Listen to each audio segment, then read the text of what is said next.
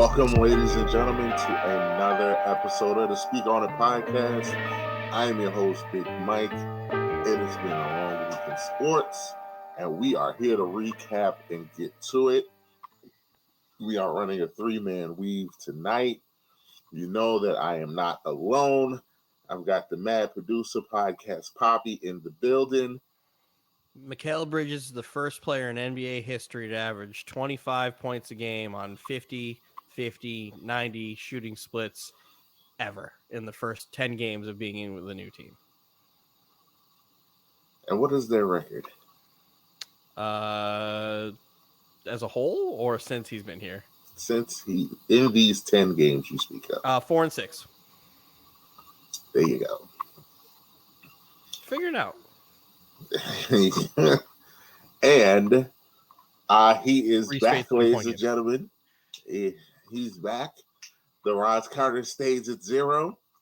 My man, Albert Wesker. Just injected with the T virus. Things are getting a little bit spooky right now, but we are here, ladies and gentlemen. We are here. We are running this three-man weave. I feel like tonight is going to be fun. Anthony is somewhere in the world. Who knows if he'll show up tonight? Well, we'll see. We'll see. Anthony's in the Lazarus pit. I wish I jumped in beforehand. Anthony said, "Dylan, help me get abs," and then just disappeared. It almost seems like that's exactly what happened. Just how it happened. But but he's salty anyway because oh yeah, Roz, we got to talk off it. You were summoned earlier. I don't know if you saw in the group chat. You were summoned. I saw a little few things, and I was just like, I'm gonna keep out of this one. Not today, Satan. all I want to know, Roz, is did he really text you, and did you really text him back? No, not now. No, I didn't say that. I just sent the eyes emoji, like I knew it. Even better. I was like, double.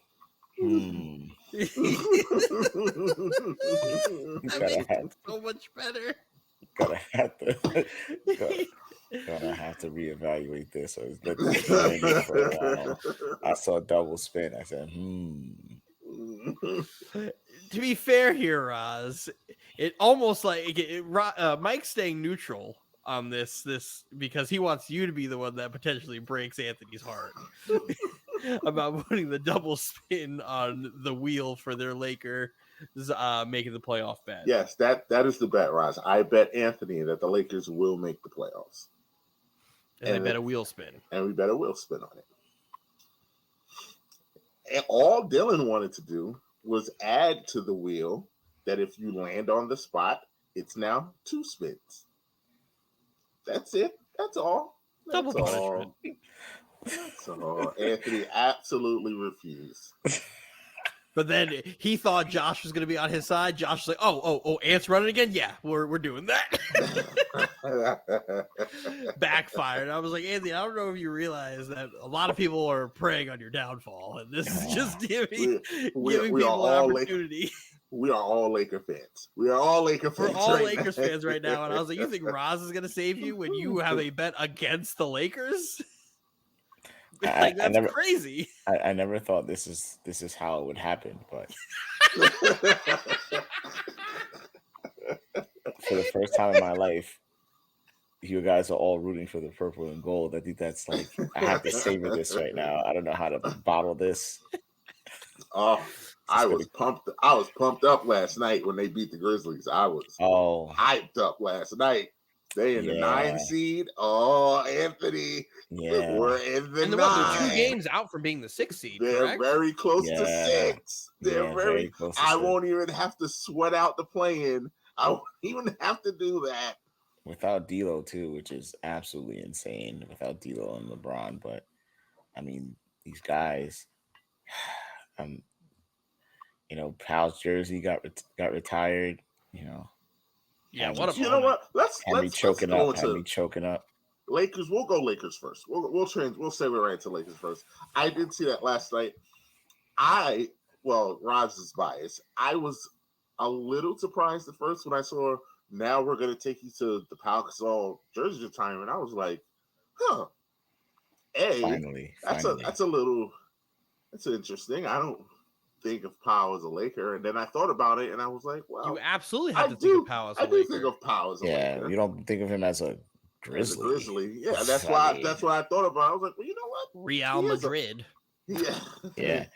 It's funny because you could think of Mark more than Powell as a Grizzly. Like, if you're gonna say it, like he was just like, Mark's jersey should and hopefully will be retired by the Grizzlies. Oh yeah, he will absolutely get his jersey retired. Well, I think the Grizzlies, I would hope so, but he needs to have it retired by Toronto. Toronto needs to make that happen. I don't know if they're going to do it for him. If they're going to do it for any of those guys who are on that team, it would be. I would say then let's just do they the need whole to make it for team. both of them. I mean, you got to do it for Kyle. You have to do it for Kyle. Of course, you're gonna do it for Kyle. Top 5 Raptor of all time. Of course, no, he's not. Do you give him? Do you do DeMar? Of course, top 3 Raptor of all time. Of course, you do DeMar. You do Kyle. I think you could do Kawhi. You have to do Kawhi. I have a hard time for Kawhi. You have to do Kawhi. I have a hard time. He is the greatest player in franchise history, and he brought you the only championship that Toronto, Canada will probably ever see in the NBA. But Mark was pivotal. You gonna give it the Surge too? You gonna give it the Surge too? No, but Surge, but Surge jersey up there. But Surge wasn't Mike, you're acting like impactful. Serge Ibaka was more important than Kawhi Leonard. He wasn't more important than Marc Gasol either. Marc Gasol was like literally like, he was. It's funny as a big man. He was like a catalyst, like spacing the floor and making crazy passes. Yeah, like it's like killing it. It was just, I mean, I don't know. Kawhi was absolutely the best player on that team. That's why he won MVP. Oh yeah, 100%.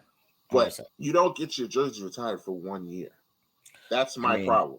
It was 1 season. But that's what the championship.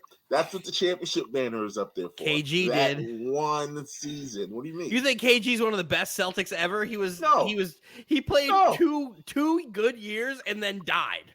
It bothers me that people act like he's this all-time Celtic great because he's not. He's the greatest Timberwolves player of all time. There's no argument there.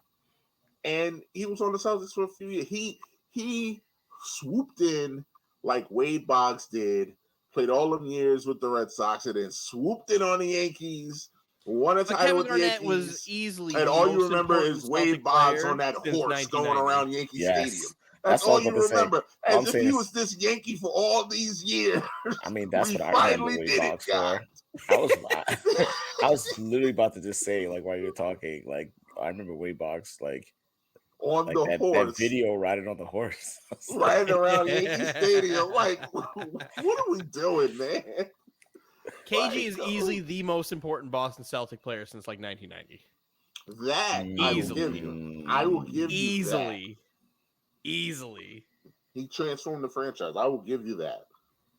KG was more important to that Celtics team than Paul Pierce was, but you have to give Paul Pierce that. You have to because Paul has all the damn records. Even though KG was the actual MVP. He was. He absolutely was. We won't get into that because I will be accused of hating because I hate Paul Pierce. But I don't hate Paul Pierce, but anybody with eyes who saw that KG. Year, he can understand. I'm not going to talk on Paul Pierce. I think it's well documented how I feel about Paul Pierce and his antics as a player. But yeah, if one of the most storied franchises in basketball retired Kevin Garnett's number because of 1 title, I think a franchise that has never won a goddamn thing, it will retire the one guy who won the best single player to ever play for their franchise and was the Finals MVP in their only title win. It's gonna be a short highlight reel. All you got to do is show. The only highlight that matters The is Sixers the jumper against the Sixers. Yeah, the Sixers. And then you immediately cut to the title, like him holding the two trophies. Like, that's all you need. Fuck a highlight reel. Just give me 30 seconds of him crouching down, waiting for the jumper to go through, and then him holding the Finals MVP in the Lombardi. Not the Lombardi, the fucking Larry O'Brien. Larry O.B. It's such a Kawhi way to also like. If you watch the video, him celebrating, he was just celebrating the championship. He was just like, yeah.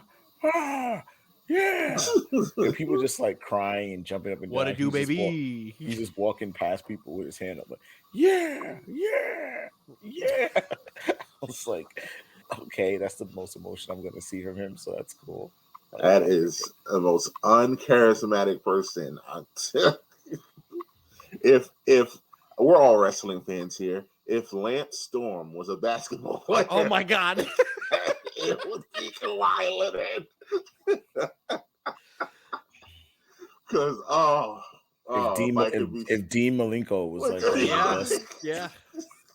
one of the best champions of all time, oh my god, just nothing there.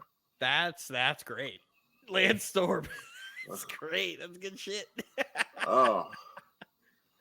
But so we're here though. So I mean, I am actually curious because as we highlight in this show all the time, Roz is very interesting with his thoughts about his teams. Mm-hmm. How do you feel? Forget the bet. Just, are you optimistic about this team? Do you expect them to make the playoffs? Do you hope they make the playoffs? Play-in, playoffs, however you want to phrase it. What is because I thought that Grizzlies win was a big win because that was a gritty win. That's a huge win. I think, again, like the Lakers are, I mean, it couldn't break better for them while they're going through this whole situation with D'Lo being out, LeBron being out, to kind of hold the fort type of team. You have the Ja Morant thing, so your best player on your team is not even there. Like, I don't care how great the Grizzlies are talent-wise, how deep they are. You're going to feel not having Ja Morant on the court. Let's rely on Dylan Brooks. Yeah, an all-time shot chucker. You also have the game that Steph is really getting his legs under him. So while he still did Steph Curry things, it's not the Steph Curry things we're used to. Mm-hmm. So the Lakers so far have been fortunate to get these teams right when they need to kind of heal up. So, of course, I always hope for my team to make the playoffs. I honestly don't believe that they were going to make the playoffs. I still stand by that. I just think, with the remaining schedule, I think they can pull out some wins. The question is the only way I can see them actually getting there is them getting the 6th seed and then just weathering the losses that are going to come.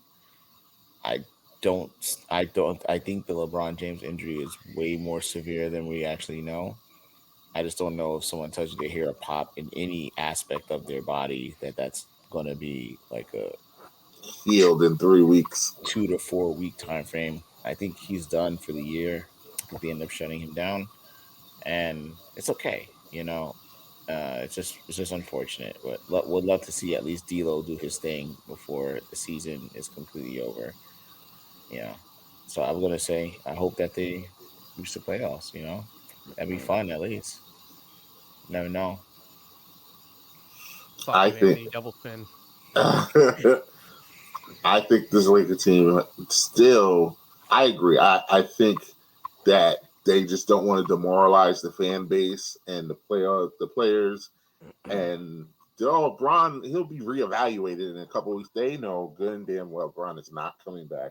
I'm with you, Roz. I would be surprised if Bron came. I could see Bron maybe coming back if they go to if they come to the play-in. But and then what I'm afraid of, Roz, is what I had to deal with Tennessee. I guess 2 years ago now, where Derrick Henry was out, the team managed to hold the ship, got to the playoffs, and then Derrick Henry returned, and he was rusty. Mm-hmm. And they relied too much on Derrick Henry, and they lost. And I'm afraid that LeBron is going to try and go Superman and go Terrell Owens and go out there on one foot, and it's going to cost them the play-in. That's my nightmare situation. But if they can get to the 6, it's going to be hard. Although Dallas doesn't want to seem to play defense anymore, so maybe there's a chance. We thought Dallas was going to play defense when they traded away their best defenders for Kyrie Irving. I didn't think it was going to be this bad, though, Dylan. Like, they're giving up like 120 a night. This is exactly why I told Anthony that I didn't think Dallas was going to do shit in the playoffs because they don't play defense. Did you say Anthony? Did you mention Anthony? I did mention Anthony. Well, look who's knocking at the door. Yeah. Damn, it only took y'all like 5 minutes. Jeez. Oh, Sorry, imagine introducing somebody mid-conversation. Like, Over, I'm like, are they going to let me in? Like, Welcome. You were 5 minutes short from missing a nice conversation about what we were talking about earlier today, Anthony. what? About how, remember when you told me you didn't lie? I don't lie. Did you text Rods today? What? Did you text Rods today? Yeah, I did message him today. And what did you say he said? You know, we can't repeat everything on air. Like, that's, No, go ahead. Say it. Say what you said, or I will pull it up. Say what you said, or I will pull it up. No, I don't think that's appropriate to be repeating the things that we say in the chat on air. Now, regardless of what he may or may not have said, whatever you pull up, it's not appropriate. You know what? And the thing is, like, you didn't even like pull up anything remotely close to like being the same message. You like pulled up something that was clearly like something different. Well, regardless, Anthony, Roz is right here. Why don't you ask him right now in front of all of us? Why don't you ask him right now? It doesn't matter because I already agreed to the double spin. I already agreed to it in the chat. Since we're going to talk about the chat, if you guys were in the chat, I agreed to it. Oh, we were in the chat, Anthony. Oh, yeah. We saw you lying and running around. I don't know how I always end up getting accused of fucking lying. I have never said a lie. Well, Dylan, you do lie a lot, Dylan. About what? Anything that disagrees with it is a lie. You're like Kendrick Perkins. You're Kendrick Perkins on First Take. Whoa. A silly thing that wasn't true, and then you called me a liar. Pause. You can compare me to Skip Bayless all you want. Do not associate me with no goddamn Kendrick Perkins, all right? Amazing how you're okay with being compared to Skip Bayless, but being compared to Kendrick Perkins, that's your line. Yes, that is my line. I will gladly die on that hill every day of the week. I don't want to be compared to that video. Went on TV, lied about the number, and misled people just to then say, "I'm telling the truth. I'm telling the truth. JJ's the liar."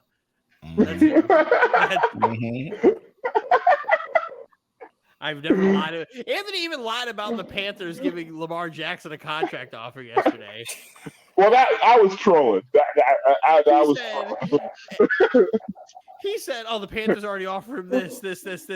After, and then I'm like, "That's not true at all." So I was like, "Wait a minute. Nobody can offer him a contract right now. Like, free agency hasn't started. You can't do that." Well, clearly, it doesn't matter if free agency started or not. Don't nobody want to offer him a contract, apparently. So sad for Lamar, man. It's like artificially keeping his contract down by doing that. Yeah, we're gonna touch on that in a minute. But he's an agent. So we're here. We'll get there.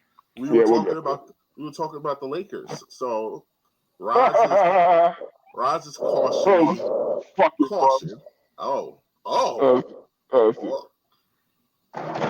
So Roz, I'm only calling the Lakers bums because I need them to not make the playoffs because I have a bet with Mike. That's all. I mean, hey Dylan, when's the last time you heard me talk shit about the Lakers? I actually, minus LeBron, I actually do like the Lakers. I'm a fan of Anthony Davis. I've always been a fan. I just need them to not make the playoffs because now that we're doing a double spin, I absolutely cannot lose. It's a possibility of a double spin. Anthony. Yeah, and that possibility frightens It's not a guarantee, Anthony. It's just there. Dylan's gonna change the algorithm, like because Dylan was doing.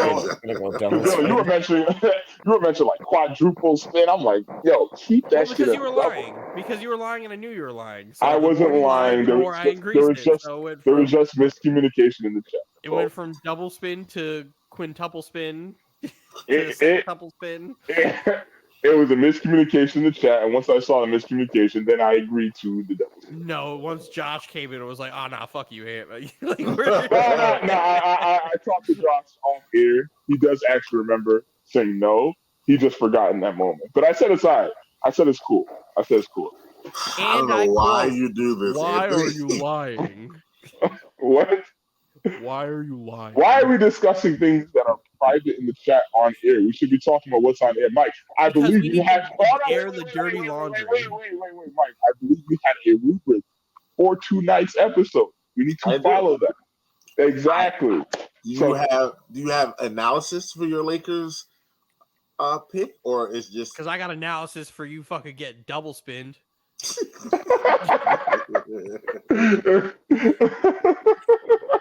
and Josh likes the idea of the double loser clause. Yeah, unfortunately. What's that? So you remember how Mike lost March Madness last? Oh yeah, the March Madness. I came up with an idea that if Mike were to finish in last place again for March Madness, he has to spin twice. Because if you're a fucking double loser, you should be punished. Wait, but what if he lands on the double spin then? Well, the double spin won't be on for that. Because he's already getting two. If this happens, he'll already be getting two spins. So I won't be doing that. But as for Josh, if Josh competes in fantasy football next year and goes last place again, Josh should also be punished for being a fucking double loser. Like, you should be punished for being bad. Like, that's how it goes. You should be punished for being bad. And Mike was very against it. And me and James the whole time be like, no, this is great. And I will keep the same energy for any one of us. If I lose, if I come in last place for any of this stuff, and then next year rolls around and I come in last place again, I deserve to be punished. I absolutely deserve to be punished for being horrible. It's nothing but great content and accountability. And spins. Yeah, and the majority ruled, so there's nothing that I can do about it. Loser spins. I think for all our things, like loser should spin. Like the last place person has to spin. Yeah, absolutely. That's where it's going to be going forward. That's what we're doing next week, Anthony. I don't know if you realize, but March Madness starts next week. Yes. So I hope you're. I hope you've been taking notes because. Oh, I've been taking plenty of notes. You watching Timmy?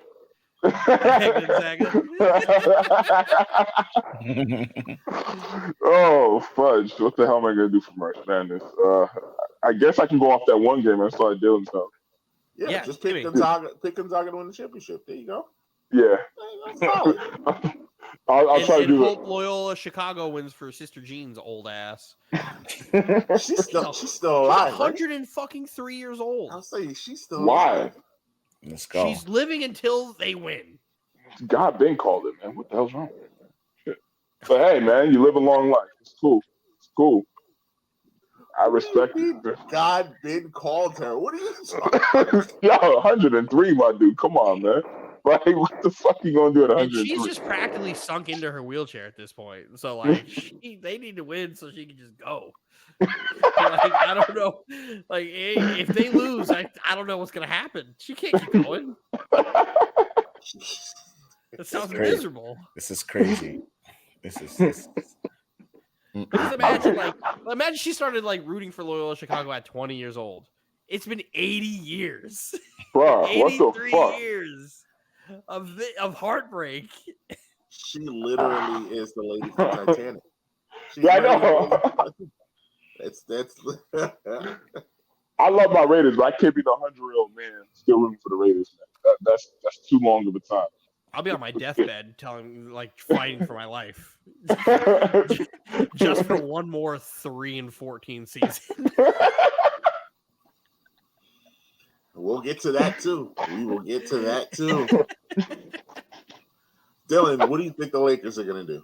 We're gonna make the playoffs. I said this. I'm on your side. We're all on the same page here, except for Anthony, because Anthony, he's going to vote against the Lakers because LeBron James is on the Lakers. So that's just how it has to be.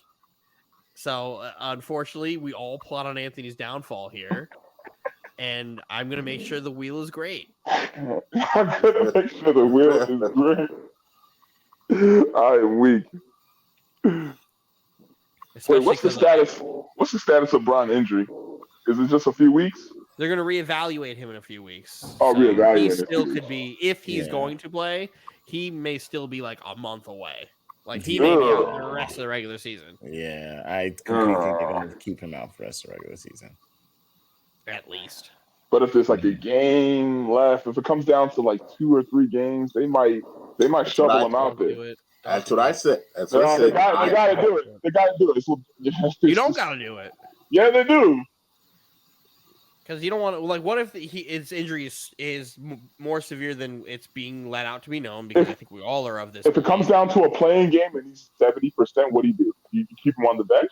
Tell him not to suit up? He's an old man now, Anthony. A 70% injury. Who also doesn't want to Who also doesn't want to miss the postseason?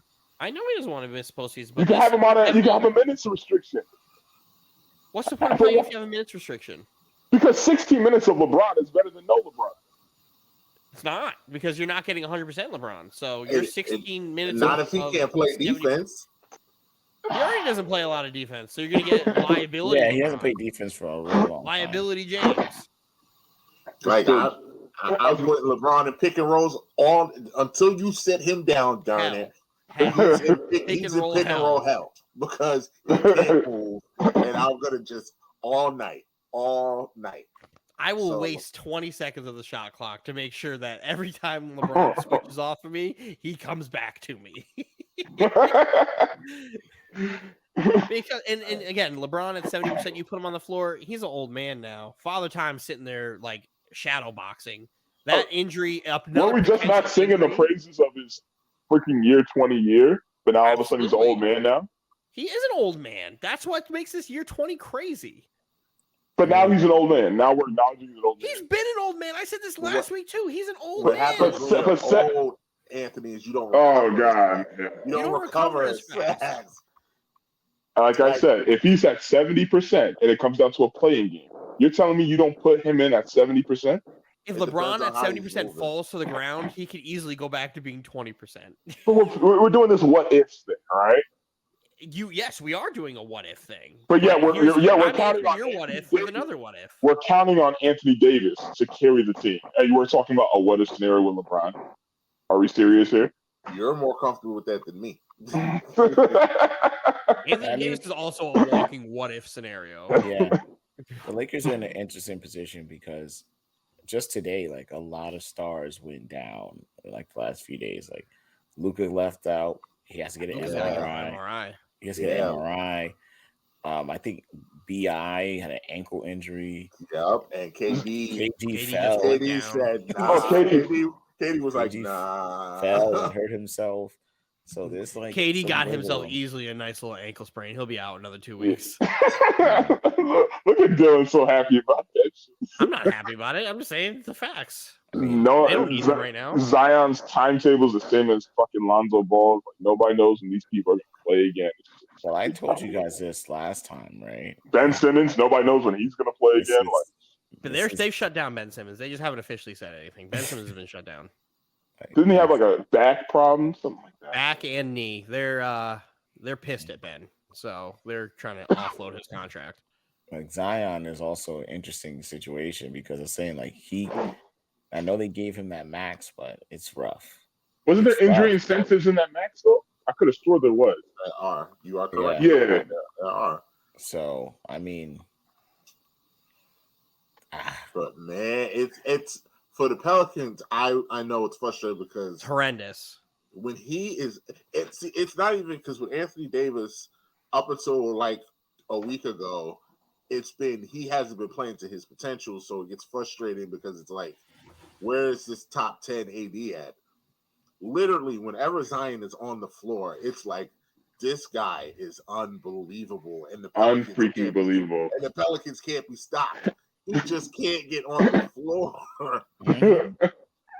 So that like Roz, to answer where I think he was going with that, I gotta roll the dice because if I can just get him on the court, I mean, I know this team is good enough to compete. It's the Jadeveon Clowney thing.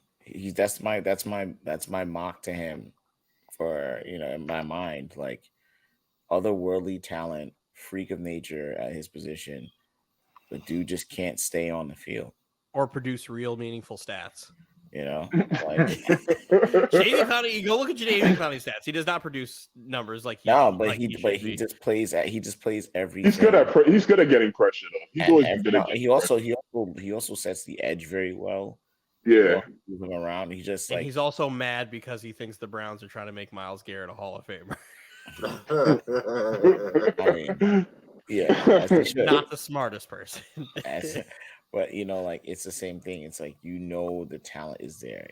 You've seen what his peers say about him. You've seen highlights and stuff like that, and it's a shame because I think he was part of the next guard that was supposed to lead the NBA into like the faces of these franchises around there, and it's just I see the same thing happening to him, happen to AD. They're gonna have a fallout, and he's just gonna be like, just trade me, just get me out of there. Yep. Pelicans can't win because they can't pay all those guys, man. They cannot pay all those guys. And Jadeveon is definitely at the bottom of that totem pole. Aren't they trying to? I know we're not talking about football yet, but aren't they trying to offload Myles Garrett for cap reasons? No. I thought they were stopping him. They're getting rid of Jadeveon Clowney's gone. Myles Garrett's never getting moved. Yeah. Myles Garrett will be a Brown for life. Yeah, as long as he wants to be there, he'll be there. I heard rumors they were trying to trade him. I don't know if they were true or not. But I know your sources are also dog shit. So, man, you say, but to be fair, I'll be posting a lot of sources. And you said they're not credible. How many mock drafts did I put in the chat? You said no, don't go to that. Don't go to this. See, you keep bringing up CBS mock drafts. Don't do that. They're idiots. Like CBS produces the worst mock drafts. I go to them every year for the last 10 years because it's a good laugh. It's a good laugh. It's horrendous. One, don't go to mock drafts that do trades. That's stupid. That's like almost all of them. Don't do mock drafts that do trades. Those are fucking stupid. Don't do mock drafts that pull up a random fucking quarterback to be in the fucking first round. Not doing I saw one. What's Mike Mayock doing now? His drafts are pretty terrible in real life. Like, I wish Mike Mayock was on the Raiders for one more year so I could watch them take Will Levis. It's funny because we're really connected to him right now as far as the reports. Like they have us taking Will. I heard you guys are trying to get Jimmy G too, so we'll see how that goes as well. They said Josh McDaniels likes Will Levis. Have fun. GG. Hey, I'm stuck with it. I just gotta trust it. That's all. No, you don't. You don't. You want to know what Will Levis is going to be like? See number 2 in green. So what? He's a more buff Zach Wilson. Is that what he's a fat Zach Wilson. Yeah. He's a fat Zach. Oh Lord. Well, like I said, I'm not just gonna sit here and turn a blind eye. I gotta support whatever we do. I wish we can get. I'd rather we get at least Richardson. I know that's I like Anthony Richardson, but he's a 3-year wait. Mm-hmm. But he's a fucking freak. He's a freak of nature, man. He was killing at that damn combine, man. But but the combine isn't for quarterbacks, so it's like. Yeah, but I feel like any team that takes him, I think they'll be in good hands. Maybe not the first year, but in maybe 3 years. If he has to be thrust in a situation where he has to play this year, good luck. Because he went 3 or 4 games straight this year where he just didn't throw a touchdown pass. but still was like making crazy throws and like super athlete. Yeah, super athlete. I was trying to think of a super athlete. He's Captain America. He's a super soldier. Captain America. He's a super soldier. There's no other way to describe him. Yeah. So yeah, I will agree. Well, actually, no. We all agree. You are the outlier, Anthony. But Lakers, Shocker. I mean, we will, we'll stay tuned because this is definitely one of the stories in basketball. But you know what the other story in basketball is? The King. No, not that one. No. It's those New York Knicks. Those New York Knickerbockers that had their win streak snapped last night. That lost. We were tired, Dylan. What? We were tired. We were tied, you said? No, we were tired. Yeah. We're tired? I don't care. Look at Josh Hart. Josh Hart also doesn't care. I know he didn't. Doesn't care about fatigue. Be better. I love that he refused to use that as an excuse. Just another reason why he's been an outstanding addition for this team. But the Knicks were on a 9-game winning streak, beating the Celtics twice during that win streak. Mm-hmm. It was a very beat Brooklyn during that win streak. And Miami, Julius Randle, ever since the All-Star break, when everyone, I believe it was James that posted that clip about the NBA just wanting to laugh at the Knicks, and the Knicks are the laughing stock of the league, and the Knicks just promptly, Julius Randle and the Knicks just promptly went on a tearing up the league. Bing bong, bing bong, bing bong, bing. And I hope it doesn't turn into this thing where like crash and burn happens.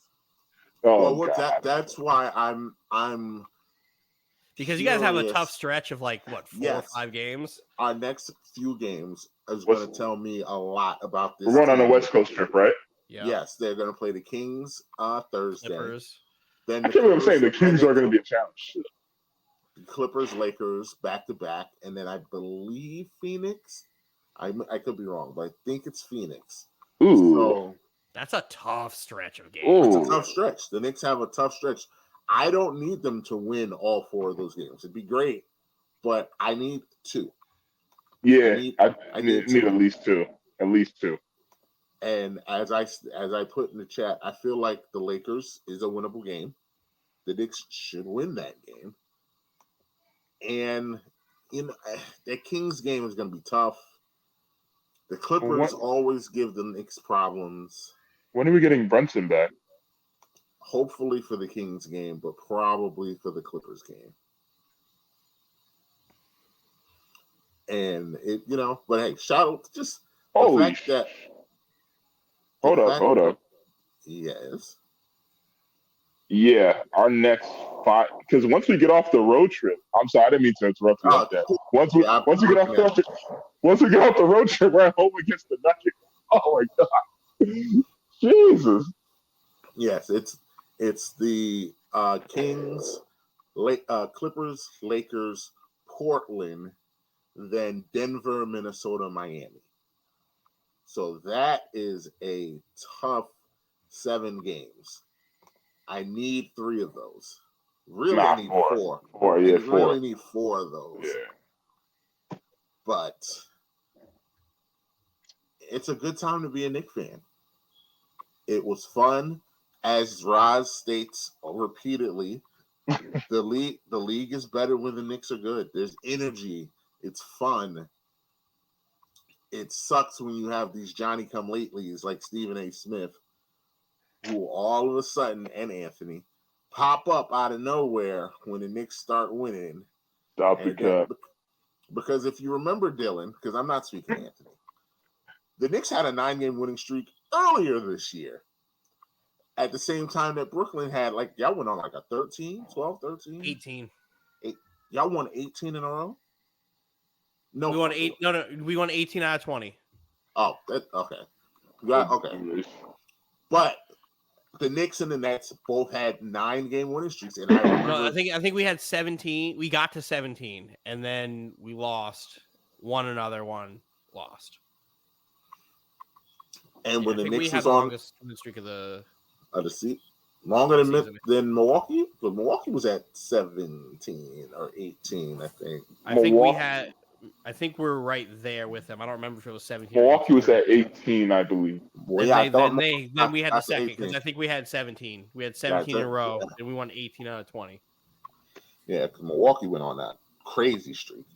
But Roz, as I was just saying, I gave you your flowers.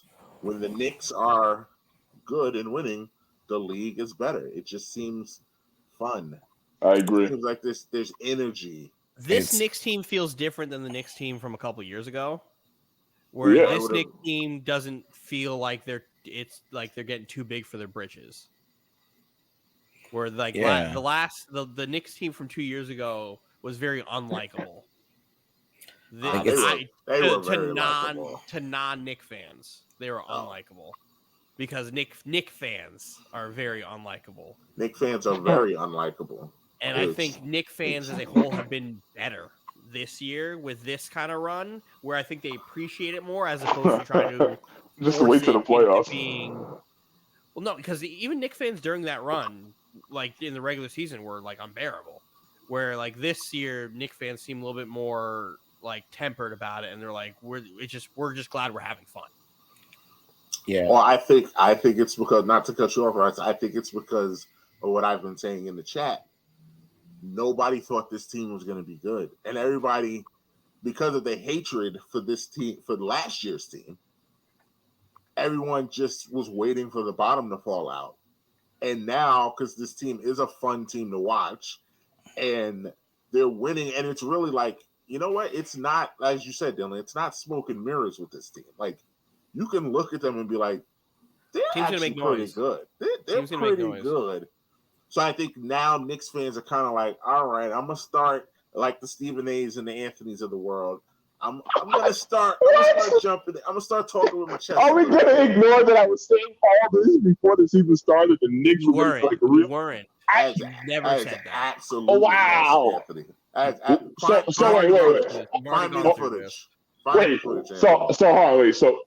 Dylan and Mike, I did not say before this season that Brunson was a huge acquisition. I did not say that we were gonna. We all said that though. No, y'all was the one that was like, it's a good signing, and exactly. To my surprise, it's a great signing. No, but that's what I said. I said great, right? And Mike, you were like, "Nah, chill, Anthony. It's just a good one." Come on now, can I get some credit here, man? Hindsight. Can we?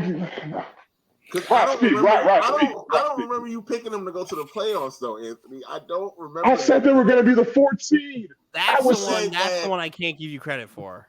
How? There is no proof of it outside of you trying to mention it before All-Star. Dylan, there's no proof of it. You can't find it. Listen, I know when I'm bullshitting somebody. I am not bullshitting. You know I said this. You know I said this, Dylan. No, you didn't. That's the thing. Anthony, I don't know if you know this, but what we're doing right now is a recorded podcast. Dylan, I didn't say that. Dylan, I didn't. Dylan, are you telling me I didn't say the Knicks were going to be the 4th seed, and you guys were getting on me for even saying that? You guys were all saying, nah. Because you've been claiming you said it before the season started. I didn't say it before. Why can't you find it? I promise you. That's where it doesn't make sense, Anthony, because I'm the only one that said they were going to make the playoffs. Dylan was fighting me when I said that they could make the play-in. Dylan told me that, and I'm not shit. I'm just saying. Dylan said that this team might win 30 wins. And we had a big argument because he said 30 wins, and I was offended by that. Because I was like, there's no way this team wins 30 wins. And Dylan also called me crazy because I said the Knicks were going to be. I remember that day. Y'all called me crazy because I'm like, there's no way the Knicks are going to be the 4th seed. That's way too high. Like, y'all were literally saying that. Where's the proof? Where's the proof? Okay. I gotta put on my. because Anthony, James went I and will stormed go- the. He went through the group. I'm chat. telling you right now, if it's not in the chat, It's I not said in it. the But chat. It's not on the pod. I will go check the NBA before the season start. I will check. Don't please make me go check. check. Don't make me go check for nothing. I absolutely remember saying that. Yeah, it's the you know, my gripe with the Knicks, and like Mike said, is just like, I know, as much as I'm not a Knick fan, and you know, I say stuff like that, I know deep down inside that the league and basketball is so much better when the Knicks are doing great. Because again, it's like, it's hollow ground, right? There's just certain teams that, you know, in this perfect world, they have to, like, they're all good. Like, you imagine them all being good, right? The Lakers, the Celtics, you know, like, you know, and the Knicks, you know what I'm saying? And you know, then you start going into like the other like, you know, the teams, like, you know, even Milwaukee's becoming that thing. That's pretty awesome, you know, and to be able to see all these, you know, teams that were, hopefully one day we'll get the Rockets back on board, but you know, these are teams, you know, like even the Bulls, like imagine the Bull when, you know, when the Bulls were great too, you know, like it was energizing the league. But the Knicks being good at basketball, I mean, if you're Adam Silver, you're just like, finally, you're like, finally, what, you know, like, because the thing about New York City is you don't have to do much when it comes to advertising, jersey sales. That stuff pretty much, I mean, you do good in New York City, you pretty much just print money. Like the fandom is just that, they're that entrenched in their sports. And that goes for the Nets too and everyone else. So it's like, you know, it's good for, it's not good. It's amazing for basketball. I'm happy for the Knicks fans. You know, I've already made my comp to the Knicks fans. They don't want to hear it, but you know, it's very eerily similar, the same trajectory. Um, Firm believer in New York sports is definitely back on the map in all aspects, it seems like. And just enjoy the ride, man. You know, like I still stand by the fact that I think without a bona fide superstar, you know, on the roster, I just don't think the Knicks make that push to where they're talking about we're in a championship, you know. But that's why, you know, hey, listen, once you get in, you never know what happens. People get injured, you know, like, so, you know, it's fun times. It's fun times. I just wish they would have went a little bit further to like really get the fan base saying like, you know, we can go to the championship this year, you know. But I think maybe that's for something later on down the line. But good stuff. Good stuff by the Knicks, you know. And before you jump in, Dylan, I just want, because Anthony made me go and open up our preseason picks that I have written down here. And I just want to point out one thing that Anthony put on here before the season that I completely forgot. And I feel like, Dylan, this damn near should be close to a wheel spin. And Anthony said before the season that the Detroit Pistons would be the 8th seed. Hold on. Hold on. Based on what? Because y'all all said that was a good. That was a good. I don't recall that. I would have never. No. I remember. No. Before the season, I could have seen that if everybody. Yeah, because Kate Cunningham went down too. Kate Cunningham going down. Yeah, that doesn't help them, man. Ooh, you lucky there. You lucky there. Man, that's a terrible take with But I actually did pull up something in the chat too. This was back in early February. Dylan, you were clowning me for saying that I thought the Knicks were going to be a top 4 seed. Yes. A month ago? Yeah, it was early last month. It was before All-Star break, because you were saying that they were going to be a one. Let's add context to this. This is before Kevin Durant and Kyrie Irving just aren't on the Nets anymore. And if they were on this team, they would not be a 4 No, seed. but you were still clowning me last month for saying, "Do you think the Knicks are going to be a top 4 seed?" Which basically shows I've been saying this all year, even before. No. You have not been saying this all year because that is the text I was referring to. So you're talking about that's the first time I said it? That's the first time you mentioned it. Yes. Really? That's the first time I said it. Yes. So Anthony, you still think the Knicks are going to be a top 4 seed? That's exactly what you said. February 5th. That's exactly what you said. Go behind before that because we had a similar conversation in January when we were talking about all the bets that you said you were going to scour the group chat for. I will keep trying to look for that. Because guess what? James already did it. James is not a great researcher. All right. Neither are you. I will do my research. Neither are you. Yeah. Neither are you. And Anthony, again, the Knicks are only 2 games ahead of the Nets, and we don't have Kevin Durant and Kyrie Irving anymore. Oh, God, if you have stop. Kevin Durant and Kyrie Irving, you're not a 4 seed. Shoulda, woulda, coulda. We don't operate in that world, Dylan. We don't. Sorry. We don't. But if we're going to go back to that time, we have to also give context to what the rosters look like. Now we're in the present day, all right? We're in the present day. You're still only 2 games ahead of us. So, and you're 3 okay. But we're ahead. Yeah, we're ahead. That's all that matters. That's fine. We're not going to win anything. But it looks like the Nets won that trade.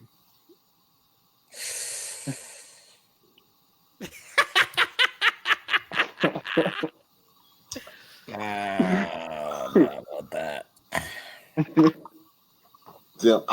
Cleveland won again tonight. And is averaging 25 points on 50-50-90. Kevin Durant's averaging 1 more point on worst shooting. And what are the Suns' record and what is Brooklyn's record? I'm sorry, Kevin Durant's played 1 game.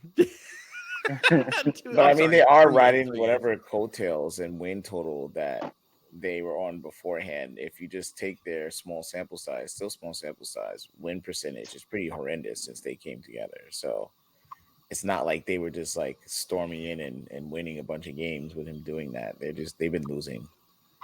So 3-game win streak. So you said the Cavs won again?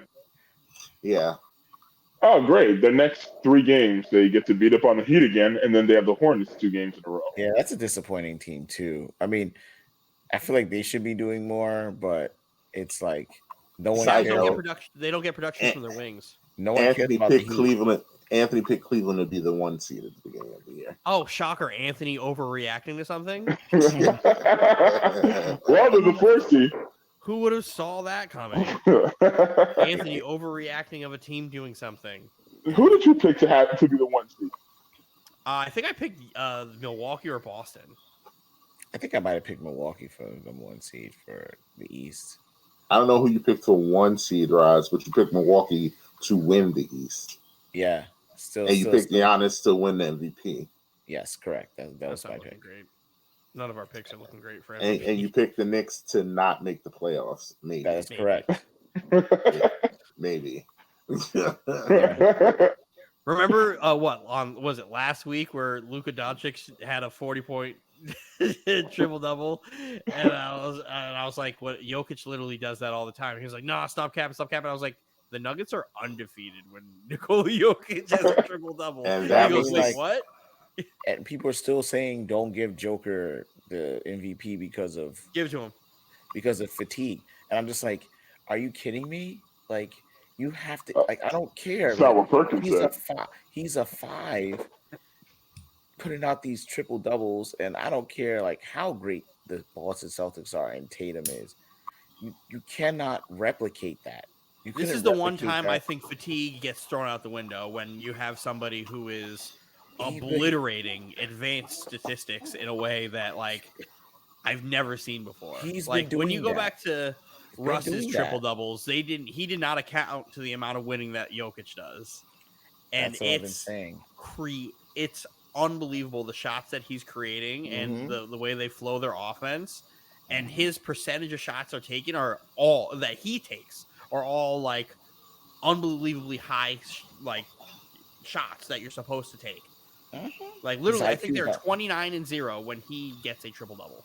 His IQ's through the roof too, and I think because of how he's built physically, people like fans like tend to like kind of write him off. Like, but Joker's nasty, man. I write him Like, off because he's a horrible defender.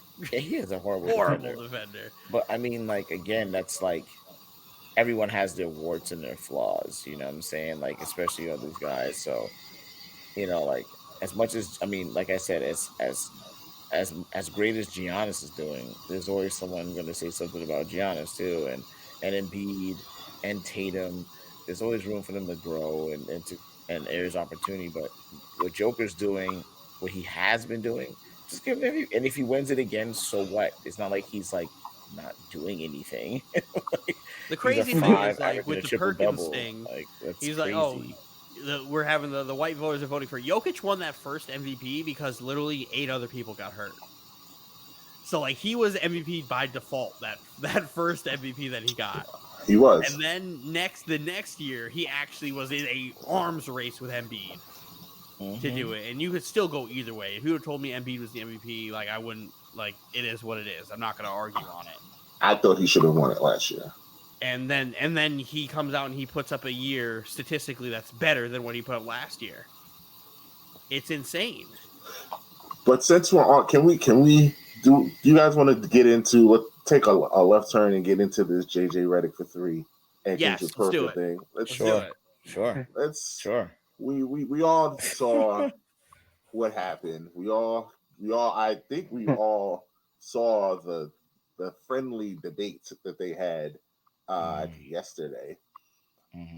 How do we feel? So let me phrase the question this way, because I feel like JJ was more offended than Kendrick was. Do you think Kendrick had any points? No. I don't think so, because again, it's like I'm just not a fan of alienating any form of any general fan base, specifically when you're an NBA fan. Like, you're an NBA fan, you're an NBA fan, right? Like, if you know your stuff, if you follow the game, if you invest in there, you deserve the same respect as anyone else. That's what I just don't get. I feel like, like in a league where like it's like Perkins is trying to drum up a narrative that doesn't exist. And I think that's something that's in his own head. And it's disappointing because he had a international platform, if you can argue, to even spew some stupid silliness like that, right? And it's like it's like statistically it's not even close, right? It's not like he even provided anything behind that. He's just like, he just said a number. He said that 80% of the MVP voters, or the people who voted for the MVP, are white, and that's it's just a number like he pulled out of thin air without any corroborating evidence. So it's just like I treat his thing just like I treat anyone else who just like says something. I'm like, so where are you getting that from? Where are the sources from that? Like, can you provide me any evidence, any statistics to back that up? He gets the same treatment, and it's just hot air. So he's like shocked. It's like he did almost like a shock jockey. It's so crazy. I think he did it to be a shock jock. Honestly, he honestly sounds like those old head hip hop haters who say Eminem. The only reason why Eminem is top 3 is because he's white. Like, he sounds like those people at the end of the day. Like, honestly, it's like, don't form such a silly ass narrative.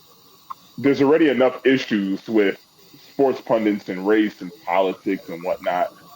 And then to just make such a blanket statement like that, because the issue is you just ignore everything he's doing on the court. It's like, oh, look at his skin.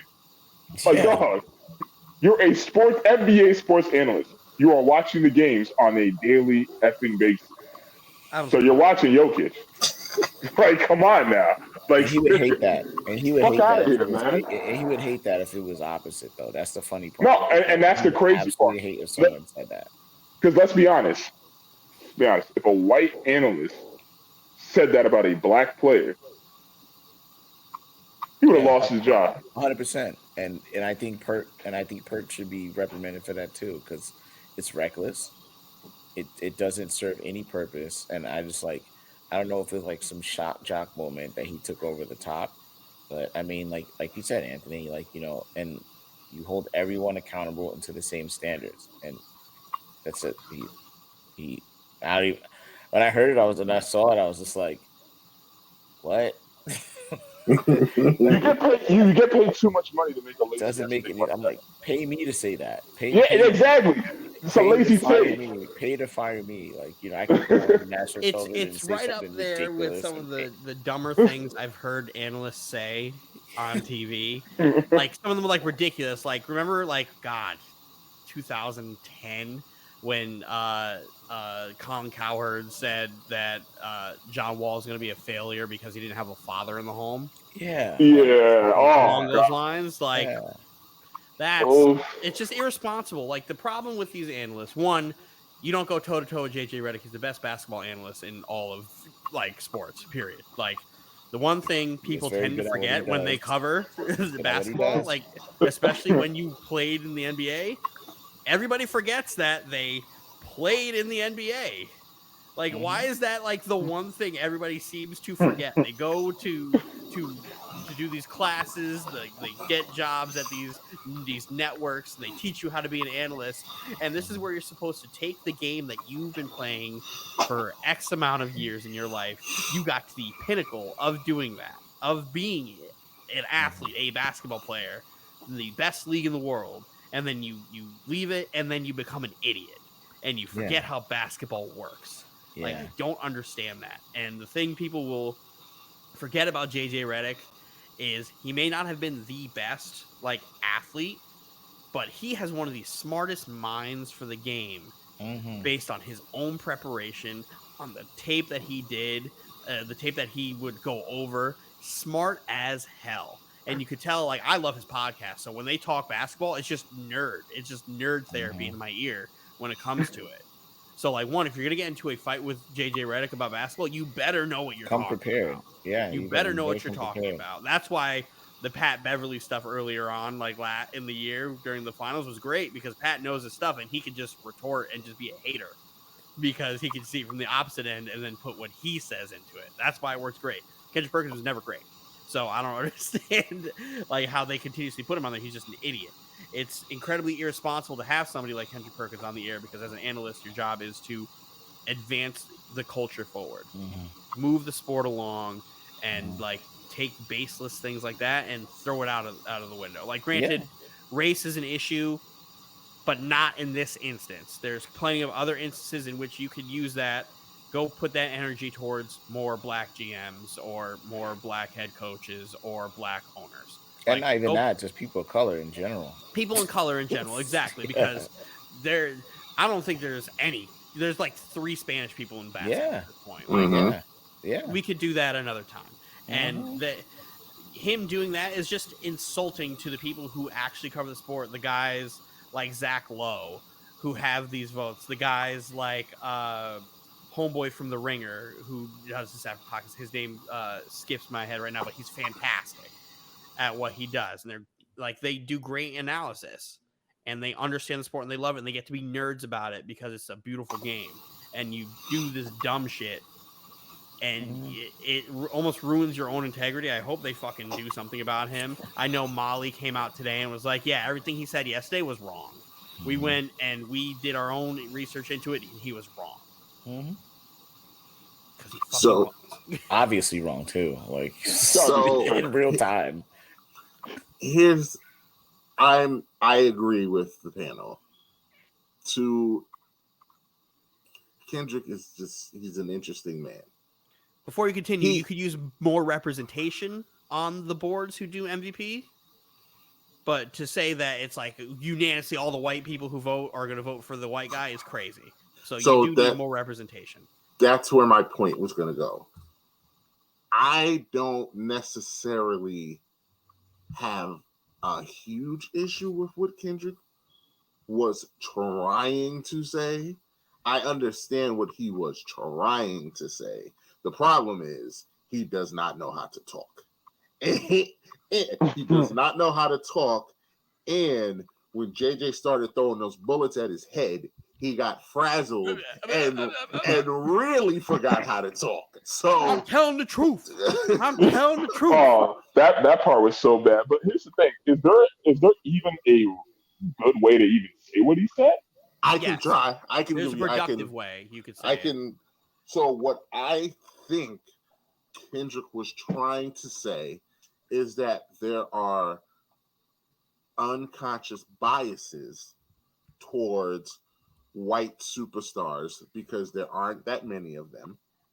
And now, like, I agree with you. When Kendrick pulled out that 80-20 number, I was, firstly, he said it with so much confidence that it threw me for a second. True. Because I was like, oh, Kendrick did homework today? Oh. That's the key to being a good liar. And then as he was still talking, and you know how things, you start running through it in your mind. I'm thinking about it, and I'm like, man, that would be a really high number because there's a lot of black journalists. I'm like, man, that number seems high. So I don't know what the number is. I don't know. I didn't see First Take today, so I don't know if Molly had the actual number. But let's just, for argument's sake, say majority. Just majority are white. I don't know. I don't know. For argument's sake, majority is white. If he would have said the majority of voters are white and they have they may not even realize that they have bias towards Joker, then I could at least be like, all right, I see where he's trying to go with it, because I do think there's a bit of truth. There's some truth sprinkled into that, because he is correct. Because I sat here and I remember arguing with Rods, and Rods could co-sign when Russell Westbrook was getting these triple doubles and they were accusing Russ of stat padding. I remember that vividly, that they were accusing Russ of stat padding. And he's absolutely right about that. And that's what I mean. There is something there. But like I said, I agree with you. I don't think that they're just voting for Joker because he's white, because that's ridiculous. But there is there is bias there. Just like I also think Kendrick was right. I don't care what JJ says. I think Kendrick is right. Joker knows exactly what the fuck he's doing, getting these triple doubles. And like Kendrick, I don't care what nobody says. He knows what those numbers are. He knows when he's close. Does he go out there and I'm gonna get a triple double tonight? No. You gonna do the Giannis and miss the layup? But like that, I was cracking up when I saw I love that they took that away from him. I know. I did too. He thought he was slick. Didn't they appeal for that too? That's funny. They took it off the next day. That first, they're like, "Oh, they gave it to him," and then the NBA was like, "No, a shot attempt is when you're trying to score." No. Sorry, no. So like there's that. There is something that he was trying to get to in a wraparound, just diarrhea of the mouth kind of way. But my man JJ Redick for three is absolutely right. It is, like you said, though, it is incredibly irresponsible to go on that platform and just blanketly say something like that. You, like we said, what do we say all the time, Dylan? When I say all the time, read the room. The fact that he is surprised that he caught all this backlash from white people is hilarious to me, because like, what did he think was going to happen when he said that? Like, the worst part about this situation, like not in the sports aspect, is all like the anti-woke people coming through. Like, yes, JJ Redick killing a woke. Shut the fuck up. He's standing up for what's actually right, which is actually true, because JJ Redick actually despises a lot of y'all. But yes, yeah. They're just like, one of us. It's like, no, fuck you guys. No, y'all don't banging know on JJ the table. Redick. Yeah, I saw some article with that. Like it was daily something, had like American flag on it. Yeah, I saw that same post, and Yeah. someone was like, "Yo, JJ, I'm gonna need you to come out and denounce this account right now." Literally, no, JJ probably will see that and be like, "Okay." Cool beans. So that's where I stand on. Like I said, I generally agree with you. I disagree with his major point that they're just voting for Joker because he's white. That's ridiculous. Joker's having one of the best seasons we've ever why has seen. there only been like 5 white guys who won MVP in the last 30 years? And why hasn't Luka won the MVP yet? And those same 5 like won it like a couple times. Like there's been more white guys who have played. It's like Steve than these Nash. 5. Steve Nash won it twice. Larry won it 3 times. Dirk has one. Like, and I was surprised he took a shot at Dirk because Dirk deserved that MVP. Like I don't know where Kendrick was. Dirk absolutely deserved that. Absolutely deserved that MVP. So I don't know where that came from. The problem is, all of us basketball fans hate the fact that Steve Nash got those back-to-back MVPs. But like one of those, like JJ made a great point with one of those where he was like, yeah, his first MVP, he led the most efficient offense with the most highest efficiency rating, the best record, and this. I was like, a plus 20 wins. They went, they got 20 more wins. That's an MVP to me. He was like, the next one, you could probably say Kobe stole it from or Shaq. Kobe. Yeah, he stole that shit from Kobe. Rod still hates that to this day. Shaq won that MVP. Rob, who do you think should have won that MVP? Why are you even asking that? You know who I would say, why are you even asking that, Anthony? You know. Again, in real time, I was sitting here like, this is real time. This is ridiculous. It's okay. I know. Rod absolutely hates Steve Nash, guys. He absolutely hates Steve Nash. Steve Nash has done nothing for me as a Laker fan. Nothing. He hates Steve Nash. He stole the MVP. And at no point in his career did he ever do the Suns. If you remember when Kobe was on his own, the team that was in their way was Phoenix. Correct. Then when Steve Nash came to the Lakers, I was trolling Roz because I know how much he hates Steve Nash, and now he's a Laker. And then Steve Nash promptly did nothing. And absolutely. Steve Nash with the back issues, shaved his head, started to look like a rat. Yes. Like, I don't know if you guys know. I've known Roz a long time. Roz's hatred for Steve Nash is the same as mine for Paul Pierce. It's very, very similar. I can see on his face. He despises. He wears it. He wears it well. He despises that man. It's done nothing for me as a Laker fan. As a basketball fan, I appreciate Steve Nash. I enjoyed watching Steve Nash cook. He wears it well. I would have loved for Steve Nash to actually play in Toronto, but it really never like materialized like I wanted it, So I thought that would have been great for basketball too. That would have been cool. It would have been great for the Western Conference and not have to deal with his ass too. Yeah.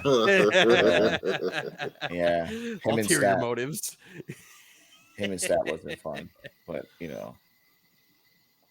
But from one point guard to another, let's move right on. There was a lot going on this week. I would just like to say, before we continue this, on Monday morning, we woke up and I found this tidbit on Twitter of a post that said Ja Morant could be looking at 50 games of a suspension, which led to me getting killed. Because I was like, I don't know. I think this could be legitimate. But to Mike and Josh saying, absolutely fucking not. He won't even miss a playoff game, blah, blah, blah, blah. And me having to argue with Josh that I would say when you argued with Josh, I co-signed it because I thought he could get suspended, but I didn't think it would reach the playoffs. I said he's not gonna miss a playoff game. But he could get suspended. Josh was like, absolutely. Josh was over here telling me that I'm crazy because I said when you're an NBA player, when you're not in uniform or anything, you represent the organization. He was like, oh, you should be going up on the fucking stand, blah, blah, blah. No, that's exactly how it is. When you are a professional athlete, you represent the organization everywhere you go. Like I think Melo was actually talking about that. He was saying, like, yeah, like they watch everything. Like They see everything everything. you do. They know your friends. They know how your friends' move. They know how your mama moves. That's from like 2-3 years ago too. Yeah. But yeah, no, like you represent the Memphis Grizzlies and the NBA wherever you are. So whether you had that gun in the club or not, like right, we have the proof, right? You didn't do anything. That's still a horrid look for the organization. So the team has every right to suspend you for roll the drum roll conduct detrimental. Yeah. When I pulled that out and that definition out, I was told that I'm fucking crazy. And I'm just like, well, let's think about this. Andrew Bynum got suspended for conduct detrimental for going bowling. So let's remember that. I think Ja can get suspended by the team for bringing a gun to a fucking club. Yeah. And then as we go through the day on Monday, more and more details start to emerge. And worse. And it gets worse and worse for those deniers of a 50 game. And then I stumble upon the Gilbert Arenas suspension. Oh, yeah. I literally about to say that in my mind. It's funny you said that. I said that in my mind. I was like, he didn't go full Agent Zero. But I mean, like, it's... all you have to do is have a gun on team premises. That's it. Automatic 50. Yeah. They suspended Gil without hard evidence. Like 50. But the without hard evidence is tricky though, because they had multiple eyewitnesses. So yeah, you have eyewitnesses. That's hard. That's hard. One thing, actual physical proof is another. No, they didn't see him with the gun. It's not on camera, but you have the trainer multiple people past, saying that they saw it and it was him. So I mean, they caught him. He got caught. But he could have appealed.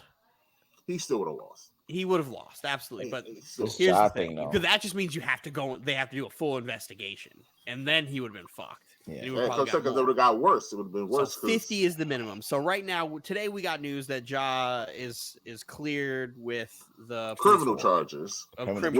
Which helps. Let me helps play this sound for Ja. Bang, bang. Shit like that. Good for you for not getting like a criminal charge, but you're still dumb as hell for putting yourself in that situation. And if they find out that he had that gun on team premises, which this is really gonna this is why this is so interesting to me, because this is gonna really let us know this brotherhood that all these NBA players talk about, and how much of a leader and how liked Ja is in that locker room. Because I have no proof of this, but I'm pretty sure Ja took that on the plane. I'm also a firm believer. I'm pretty confident Ja had that gun on the plane.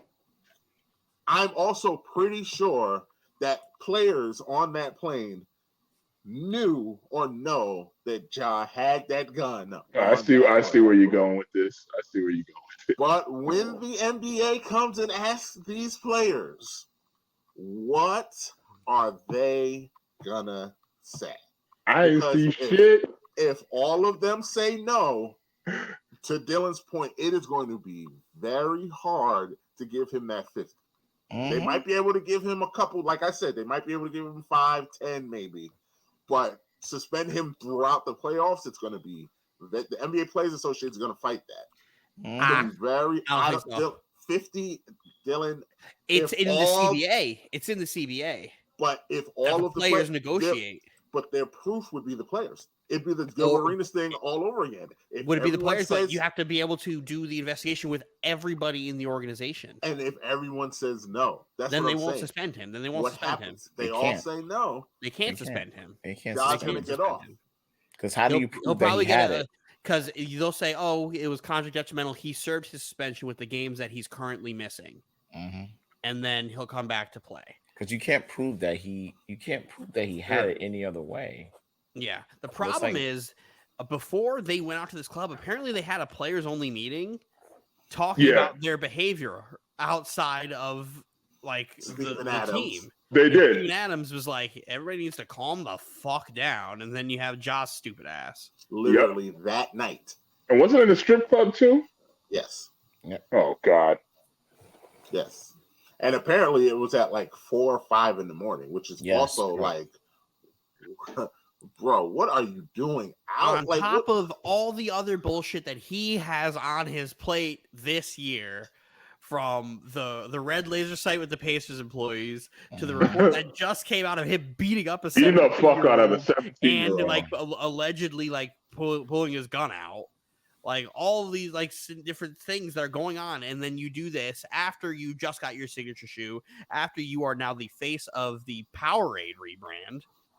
Like all of these things are going right, and you're doing everything in your power to fuck it up. But here's the thing, though. I don't think we know everything, because I was reading it, because there were some players who were kind of trying to defend him and whatnot, and it does ring a question like, hey, does he have some shit going on in his life? Does he have some street shit that's going on that we don't know about?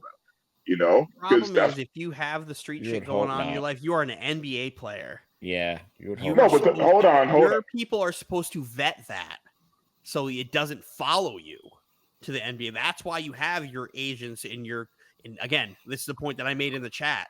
You have your whole ass family. Like your dad's in the picture, your mom's in the picture. All these people are supposed to help you vet that out so it doesn't fuck with where you are and the rest of your family. That's where it's like that's a failure in their process to make sure that shit doesn't follow. That's true. Yeah, that's where it's like, and you can't tell me the NBA that doesn't have resources for these situations, because as we've all heard and seen in the last few days, the FBI is the NBA is the mafia. So if you need something handled, I'm sure the NBA has channels to handle some lower level street thugs, some level 2, some level 1 and level 2 henchmen. I'm sure the NBA can handle that. If you're like, hey, I feel like I'm threatened, I need to kind of whatever, I'm sure they would provide you some top flight security if necessary. That's true, but you also have to understand like where some of these people come from. They're not crazy about that type of protection. And then on top of that, if somebody wanted to find Morant, they could just look up the schedule. Dude got 41 home games in that arena, in that area. Like, so it's kind of the stuff like that where it's like the water's real murky. I remember with Paul Pierce, he was defending Morant. He was talking about when he got stabbed up, and, so he understood kind of like, if Morant got some issues going on, then he could see where Morant is coming from. So, but see, Paul Pierce was also on that ridiculous like street code type of thing. It's like if you really want, but let's be honest, a lot of people with our complexion are on that way. That's fine, but Ja didn't grow up that way. So Ja absolutely did not grow up that way. We know how he grew up. We don't know why he's even on that. It's like, why would he abide to the street code? Like, he's not about that life growing up. Like my man, like Shannon Shed, he's really not about that life. But I honestly believe if John Morant went up to the NBA Players Association and Adam Silver and said, "Hey, me and my family, I'm really worried about my safety and the safety of my family and their life. Could I get some security for like all the games done? That I'm in home with Ja Morant status?" He would literally be healthy. You would think president that he's President Morant.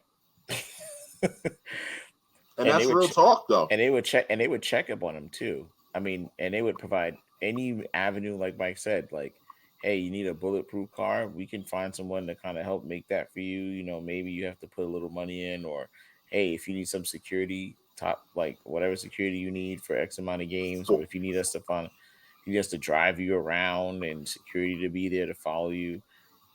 Absolutely. But except you're missing one point though. Not trusting protection, that's not a street thing.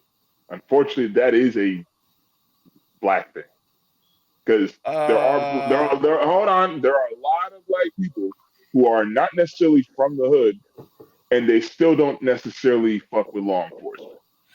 But see, it wouldn't necessarily. You're assuming that his security detail would have to be.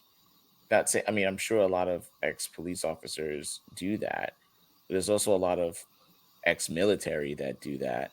And so if you have an issue with law enforcement, you can just get ex-military, ex-special forces type guys, whatever it is, the best of the best, and have them on your payroll. And they do that all the time. And there's some guys who aren't even associated with any of that stuff. They're just big dudes who have the license to carry some big guns. So you can always have guys like that, you know, like, or you can just say, listen, like, you're not comfortable with that, cool. I mean, you go find what Jay-Z uses then. Jay-Z uses security, and Jay-Z obviously in his upbringing was as street as you possibly could imagine. It's nothing. What if you don't feel comfortable going through that route? Go up to Rock Nation and be like, "Hey, who do you use?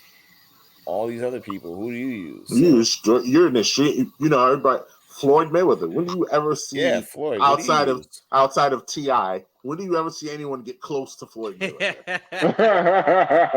Like it never happened. It's no excuse. John knows. I guess I'm just trying to understand why he would feel the need to even carry, just on a very basic level. It's his right as a citizen, but at the same time, he has to be able to understand who he is, and I think it's just a mindfulness. It's a being young and being mindful of, you know what? Why does he need to be out here on Instagram doing this with the gun? Like, why? If you're gonna have it, have it. Yeah. If you're gonna have it, have it. Why you got to show the world? Like, you're just being stupid. You're asking for a problem. And it's playing in the background that he's still thinking that he's like somewhat baseline protected because of his status too, right? Because even if he brandishes that gun, like he still thinks that because of maybe his entourage or maybe his status, that people aren't going to try him, you know, like, and the gun is just another way of his protection. Like, listen, he has his right to protect himself, but there's ways that you go about that. And I just feel like as an NBA player with that much access to resources, you know, with people with influence and money, I mean, that's just so, I feel like that's a terrible waste of time. There's a certain points where you hit a certain tax bracket where you shouldn't have to handle those things, right? $230 million. All right. Like, you know what I'm saying? Like, you shouldn't have to handle those things. Like, those things could just be done, and you might not even need to pay for it, like Mike said. So, just disappointed in Ja, man. You know, like, I'm hoping that this is just a blip on the radar for his career, and you know, no one's perfect, but it's just disappointing. It's just highly disappointing. Just be better. You know? No, it's just be better. Don't put yourself in a stupid situation. Like, you're the top 1% of athlete to get to this level, to get to a place people dream of getting to get yourself out of bad situations. Like, this is the way you do it, and you're trying to fuck it up. Stop it. Stop. No reason. Stop it. No reason. Stop. 5 a.m, witching hours. Like, what are you doing? Nobody cares. Like, nobody cares that you're hood. Nobody cares that you carry this. Like, nobody cares. That's the crazy part. Nobody cares. You know who does care? Parade, Nike. Like, they care. Yeah. They care. But us, we don't care. Yeah. Nike don't care. They're still keeping their relationship. Yeah, Nike doesn't care. But you get what I'm saying. Nike cares if it was Kyrie Irving. They don't care if it's John Morant. Well, they don't care if Kyrie's a thug. They care that Kyrie's crazy. That's what they care about. But hey, don't fuck it up, Ja. You got generational wealth. Like, he literally already has it, and he can add to it, and just it's so frustrating to see. Yeah, hopefully his dad brings him to the side, you know, and just says, "Hey, man, listen." That's the worst part about all this. Like, his dad is there. What the fuck you doing? His dad's catching a lot of smoke too. Yeah, his dad is always there. Yeah, you can't see the Grizzlies without seeing T. Morant. He's a present father. He is there every step of the way. Which like, again, that's what's crazy to me. And this is what I don't think Ja understands. Ja is making his father look bad, because his father very well could be like, "Yo, you got to chill on this. You got to chill on this," and Ja is just doing Ja. Okay, Dad. He's making all the money. Here's some tickets and some designer shades. Go sit down somewhere. Ja makes me now want to go slap Jaden for something he hasn't even done yet. Because here's my thing. First off, the part that pissed me off is the whole Josh 23. Him being at a strip club does not sit well with me. My younger brother's 23. If I found him at a strip club, I'd be fucking pissed. That's the first thing. I mean, he's a young dude. You go to a strip club. I would say, what's wrong with a strip club? I don't know. Let him see the Yiddies, Anthony. Girls do some things for some change. Let him go see that. I don't want him to turn. I don't want him to turn out the way I did. I want him to be. I want him to be a very innocent person. I want him to find a good woman and stick to that one woman and just be pure. That's what I want. Just be pure. Where what year is this? So just get flashback to I am a very corrupted individual, and I don't want him to be like that. So shame, Anthony. Shame. I know. It'd be like that sometimes. You learned it from your older brother, and he learned it from his before, and it's going to translate down from generation to generation. You see the carvings into the wall of like the pole and the stripper and the stick figure, just etched into the wall with a fucking blade. And then he does the same thing with his son. He goes, "I learned it from my brother and his brother before." This has been passed down from generation to generation. It is now on your 18th birthday. It is time. And here's some strapple ones. It is time. You like lift him up when he's like 5, like Simba inside of the strip. The wings here are phenomenal. You take like a Belvedere, you just like wipe it across his forehead.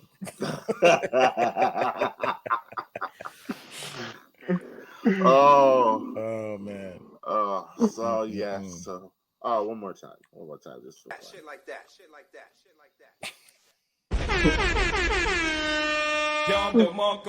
Bang, bang, bang. Shit like that.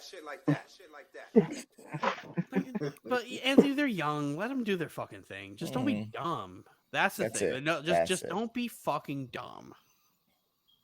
Don't. The problem is when you're young, you are usually dumb. And fumble the bag. Can't fumble the bag, man. Can't fumble the bag. 23 strip club. Go do your thing. Here we go. This is the part of the show, ladies and gentlemen, where I just sit back and let this devolve into jet talk for the next hour. Oh God! Can I get my book? The NFL quarterback carousel has begun. The draft combine was also last week. Look at Start the timer, Mike. And there are a lot of bummy jet talk for the next 30 minutes. Let's try and stay in this conversation, Anthony. So, all right, you know this guy, Derek Carr. Yes, I definitely do know Derek Carr. He signed with the Saints for 4 years. 150. 52 guaranteed. No, it wasn't 52 guaranteed. It was 60, 100 million was guaranteed against injury. 60 million 70 million is fully guaranteed. So he's gonna get like 60 million up front, then he's gonna get 10 million, the other 10 million guaranteed in like year 3, something like that. I think it's a good deal. He's gonna get paid. He's also it's somewhat team friendly, especially with the cap hell the Saints are into. It's team friendly because they backloaded the shit out of it, like they do with all their other contracts. Yeah, this cap hit at the end of this contract to be like 80 million. Ridiculous. Hey, but at the end of the day, you're paying a quality QB $37.5 million. That's damn near almost close to bargain territory with today's QB market. To get Derek Carr contract in the dome too. Yeah, that's exactly like Anthony asked me what I would have given Derek Carr. That's $2 million more a year than I would have given Derek Carr. And I would have been like, yeah, that's fine. It's the exact same contract that I would have given him. And the thing is, to be fair, I also think Derek Carr is a really good person because I feel like he could have gotten more. And that's where you get the $2 million. He's a good guy. Give him $2 extra million more. No, but you can't sit here and say he could have commanded at least 40 to 45. Yeah, but then his market would have. Who the hell is giving Derek Carr $45 million a year? The same fucking analysts who said they would give Daniel Jones 40 to 45 million. Well, Daniel Jones' contract actually is a lot more like giant friendly than I realized. Oh, it's extremely team friendly. So I like, said to He my, had yeah. that in 2 years. That Without ticket all was It's a the- 2 year $80 million deal. without all the incentives, he makes 35 a year. Yeah. Yeah. So I was like, that's exactly the contract you got to give him. But 4 years, wild. But the fact that you get out after 2 is perfect. Yeah. Because I was like, you can't give a guy that type of money off of 1 year of production. Yeah. It's a Derek Carr deal. Thing. It was the deal we gave Derek Carr. Yeah, Derek Carr, absolutely give him 4 years, whatever the fuck that is. Get him, cool. Daniel Jones, like, all right, I gotta really make sure I really gotta do my due diligence here. It's really just to preserve both of them on the roster for now because they had to sign. They had to get that deal done. So and they did not want to pay Derek. I don't care what they did not want to have Daniel Jones on the roster at the franchise tag number, so they couldn't. That's the one that they chose to really kind of try to manipulate, and Saquon's hit is much lower at the running back, much lower, and it gives you so much more time to actually get a deal done. Because if they wouldn't have been able to get Saquon Barkley, that's tough because you went and gave your money to the quarterback who you really don't know if he's good or not, and then you went and take away the only good offensive weapon that was on the team last year. And who's after him, like Wayne Gallman or something like that? Who's the backup running I back? have no idea. Yeah, no Gallman. idea. Wayne Gallman. Because that's crazy. Barkley wants 16. They're kind of at like 12.5 million with Barkley. Just meet him in the middle. Give him 14 a year. Give him 14 a year. Call it a day. Backload it. Well, no, they could probably front load it because next year the Giants have a shit ton of money. Mm-hmm. They have a shit ton of money next year. They got over 100 million next year. Yeah, I would front load it.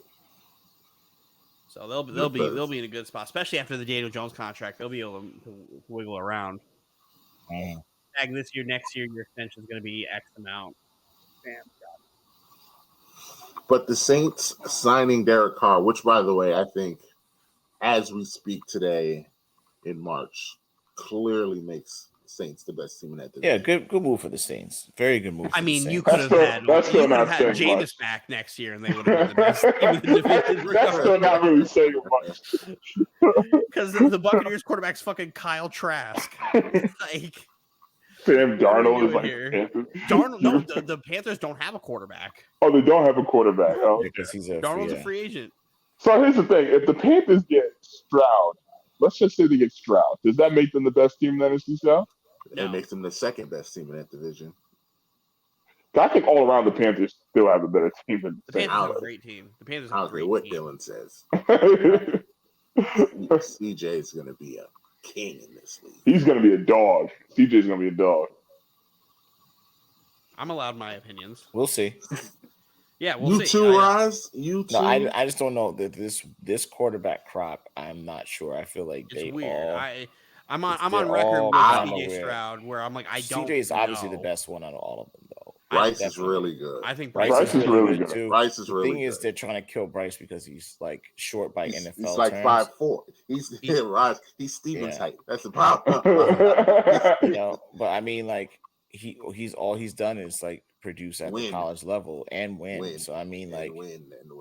I don't have any He's been throwing over the same people and the same prospects that are inside this league. So he's obviously tall enough to get the ball to some people. So it may be a Kyler Murray situation all over again where they're just like. Well, he measured at 6 feet tall.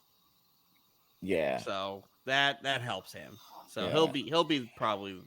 I don't know. I have this feeling CJ Stroud's gonna be the first quarterback off the board. But to me, CJ Stroud's the third best quarterback in this class. He has to be. The question is who's going to be Hendon Hooker. So the funny part is he's coming off an injury? Yes. How much is Josh Allen in the minds of GMs when they're walking up to the podium and you have your choice between Bryce, AR, and you're thinking, can I get my hands? Like, you have to literally sit down there with your coaching staff and say, how good are we at our jobs? Because if you really believe you're good at his job, and it's not like apparently he was blowing them away too in the interviews, which is very strange, which is very, very, I mean, not strange, but very surprising. So you obviously know he has the capacity. If you're sitting there looking, I don't care who you are, if you're looking at the quarterback and you're saying,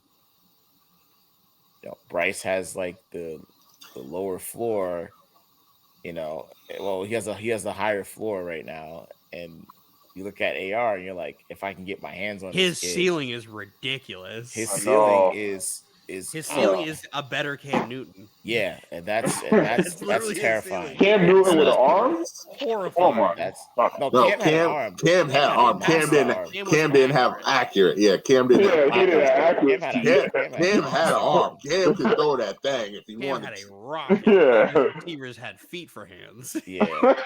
And that's the thing too with Cam's accuracy. We don't know how good it could have been because his receivers were trash. Well, Like, no, he did miss like McCaffrey and Steve Smith and Olsen a bunch, but like it wasn't as bad as people say. Do you fall into that idea that you overcompensate because of the talent, how big and strong he is, and the fact that his receivers aren't that good, so he's trying to force balls in smaller windows than he probably needed to? No, absolutely, but like they're not that good.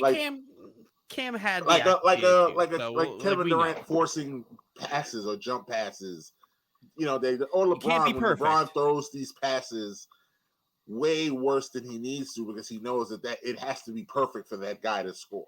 Like that kind of thing. Yeah, I think that's just us nitpicking. At the end of the day, that's literally what it is.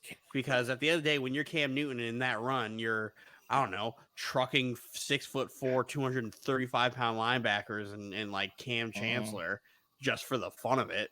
And then just going dabbing when you get the first down. And then you're going to go throw a fucking 45-yarder to Ted Ginn if he decided to catch it. Like, that's just after going through Auburn and dominating the way he did, like, so Cam Newton is, if that's your ceiling, that's a great ceiling because that man when he was league MVP is unbelievable. It's just we're talking. Go ahead. Sorry. No, okay, finish. I was saying because it's just we didn't see, he's a little raw because we have those games where he just doesn't throw touchdown passes, and in a league where you need to throw touchdown passes, he in a tough conference with good talent, because like say what you want, Florida still gets good talent down there. Like you still need to be able to throw touchdown passes, and that's something he's gonna have to learn. I don't know right away he's not gonna be able to play. I think that's a horrifying thing to ask him to do, but he will athlete his way to a few wins if he was asked to, and I think that's awesome. But like he needs to go to the right situation. So I think lest we not forget just how great Cam Newton was when he stepped foot in the league. I honestly think even as a prospect, Cam Newton was light years more polished than Anthony Richardson. So, you know what I'm saying? Like, I think significantly Anthony Richardson is more like, his ceiling is more like a little bit more athletic Josh Allen, which is also very terrifying.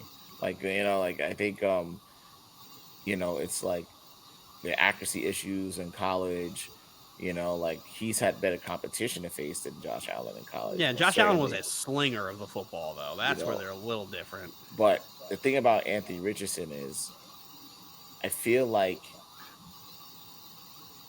the term like piece of clay that they like to use couldn't be more apt for a guy like this, because if you say to yourself, listen, I just need you, like, for all the reasons why Trey Lance and the 49ers went up and got him, I think he's a better prospect than Trey Lance. Absolutely. And so I do too. If you think he's a better prospect than Trey Lance, then he's definitely guaranteed to go no lower than number 3. And he can be as high as, I think, the second quarterback off the board if a team just says, you know what, like we can't pass on this RAS score. The profile is too much. We won't see anyone like this in the next 5 to 10 years. Let's do it. And so I think don't be surprised if he gets the call very early. And you know what? Let him sit. I'm excited. I'm excited about it. Honestly, if the Jets weren't in a situation where these guys were, weren't as developed as they were so fast, I would have just said, you know what, like pound the table. You can go get him. You can go get him, and you can either trade Zach or you can have Zach just hold the fort down because he'll be gone. You don't pick up his 5th year. You let him do whatever, and then you just let the new coaching staff, especially with a new OC, let them duke it out and let them fight it out for a position. But it's just, I think what's funny? I think the Raiders, ironically, because Josh McDaniels is such a. Listen, one thing I will not argue with Josh McDaniels. He's such a what? He is a hell of an offensive coordinator. Tell him, Roz. He's a hell of an offensive coordinator. One thing I can't argue with about Josh McDaniels is his ability to call plays. I agree. And also to manage a quarterback. I do. Totally your plays this year were dog shit. What are we talking about? You guys Roz is speaking, Dylan. Roz is speaking. But I do not think that he's good being the head cook. He's not good in the Gordon Ramsay seat. He's good. I agree. He's good as a sous. He's a hell of a sous chef, right? Like Bill can just say, "Hey, listen, like this is our quarterback. Take this," because Mac looked absolutely a shell of himself last year once he left. Brady is also, like a Hall of Famer, but he had some of his best years with Josh underneath there and Bill O'Brien. But Josh McDaniels as a head coach is awful. Mac wasn't that good with Josh McDaniels either. He was better. He was much better. But the thing, okay, here comes the Mac Jones. Better. No, I don't like Mac either. Hashtag Mac Jones hate. Mac Jones is that quarterback who needs everything to be perfect to look good. Hate Mac Jones so much. Because he's not good. AJ honest, McCarron was a better quarterback than Mac Jones. The XFL quarterback? He's lighting the XFL up, though. The only reason AJ McCarron didn't get a job as a starter is because that Cincinnati Bengals game where he was fucking tearing the Steelers up, the Giovanni Bernard got fumbled and they started fighting. And then they lost that game. They cost AJ McCarron a starting quarterback job that year because he was going to fucking win that shit because he played the last 3 games of that season and balled. Mm-hmm. I remember that as well, too. Ball. So, yeah, again, I think, Will Levis might be the guy. It might be smoke, though, too. This is definitely big time smoke season. Nothing but smoke screens. So if we get Will Levis, I think I'll be happy. I would love to see you guys get Anthony Richardson and just hold him. I would love for Anthony and to pick get up Will Jimmy Levis. G. I would love for nothing more than Anthony to get Will Levis. You see, I hate to say. See, I hate to say that I'm looking forward to the NFL fucking draft, but I kind of am because I know the Bulls are gonna. I mean, I know the Bears are gonna. They're gonna trade that first pick. I just want to know who's gonna get it. Indy. I think Indy's getting it. Yeah. You think Indy? Dude, they said 9 different at the bit. They said us. They said Atlanta. They said the Panthers. They said. I can see the Panthers doing it too. I think the perfect thing from my eyes, even though I really wish it does not happen for the Raiders because I don't care for the Raiders, is them to sign Jimmy G and then go up and get AR and just have him sit and just have Josh McDaniels be like, listen, you're the quarterback of the future. Jimmy's be there for a 3-year contract, call it a day. That'd be perfect, I think, for the Raiders. But I don't know if they can afford it, and I don't know if that's something that they can. I don't want it. They can do. No, I don't. That's perfect. That's perfect. Outside of Stroud and outside of fucking kid from Alabama, Young, none of those guys aren't ready to play. Uh-huh. They're not ready to play. So you might as well go get a low, a mid quarterback to play for a year or two and let them develop. Will Levis, and you appease. Will Levis stinks. Let's be real here, Mike. I was going through the numbers with Mike, and I said Will Levis is not good. But AR is it's kind of bad too, though. AR is also not great, but AR has this high floor compared to Will Levis. So what's Will Levis' ceiling? Derek Carr, maybe. Zach Wilson. All right, now you're just being harsh. I was gonna say Flacco. I was gonna say. So we're gonna get a Super Bowl. We're gonna get a Super Bowl ring. I'll take. You didn't win because of Flacco. You won because I of was gonna say defense. So relax. Flacco kept the boat steady. That's what he did. He didn't drive it. He just kept it steady. Levis has a better arm than Will Levis stinks. Will Levis put up 300 yards twice this year. He couldn't win the job at Penn State, who had a fucking bum at quarterback, played Tennessee, threw for 98 yards, went and played fucking I have a stats right here. I'm sorry. Look at me being prepared and shit. Played Louisville, who's fucking bad, had 188 yards and fucking couldn't do shit. Here's another one. Who the fuck school is it? Vanderbilt. He played fucking Vanderbilt and threw for fucking 100 yards and lost 24-21. Vanderbilt. Like, he stinks. This kid actually stinks. But he's got a great arm. He's Zach Wilson. Fat. He's fat Zach Wilson. He's Zach Wilson, who's 25 pounds heavier. But Zach had better stats than that in college. Zach was also had an incredible offensive line compared to the conference he was playing and was just throwing the ball 45 yards.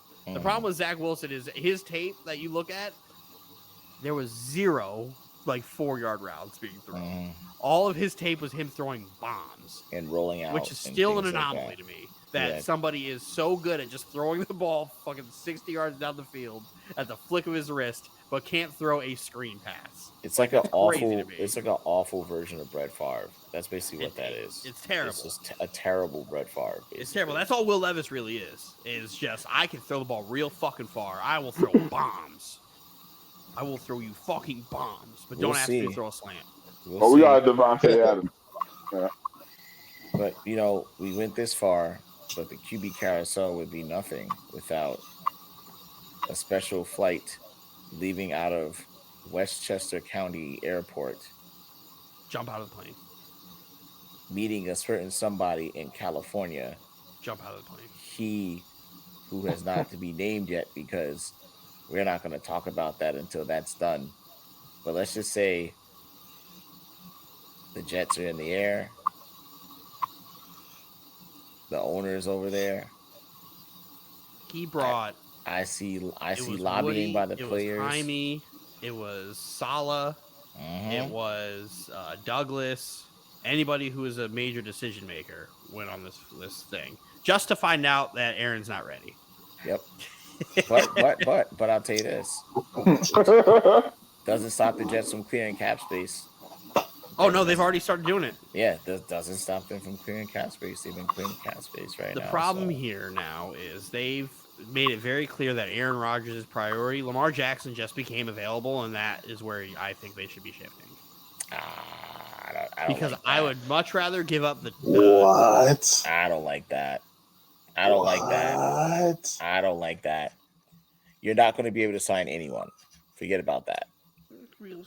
And then the Aaron Rodgers a year.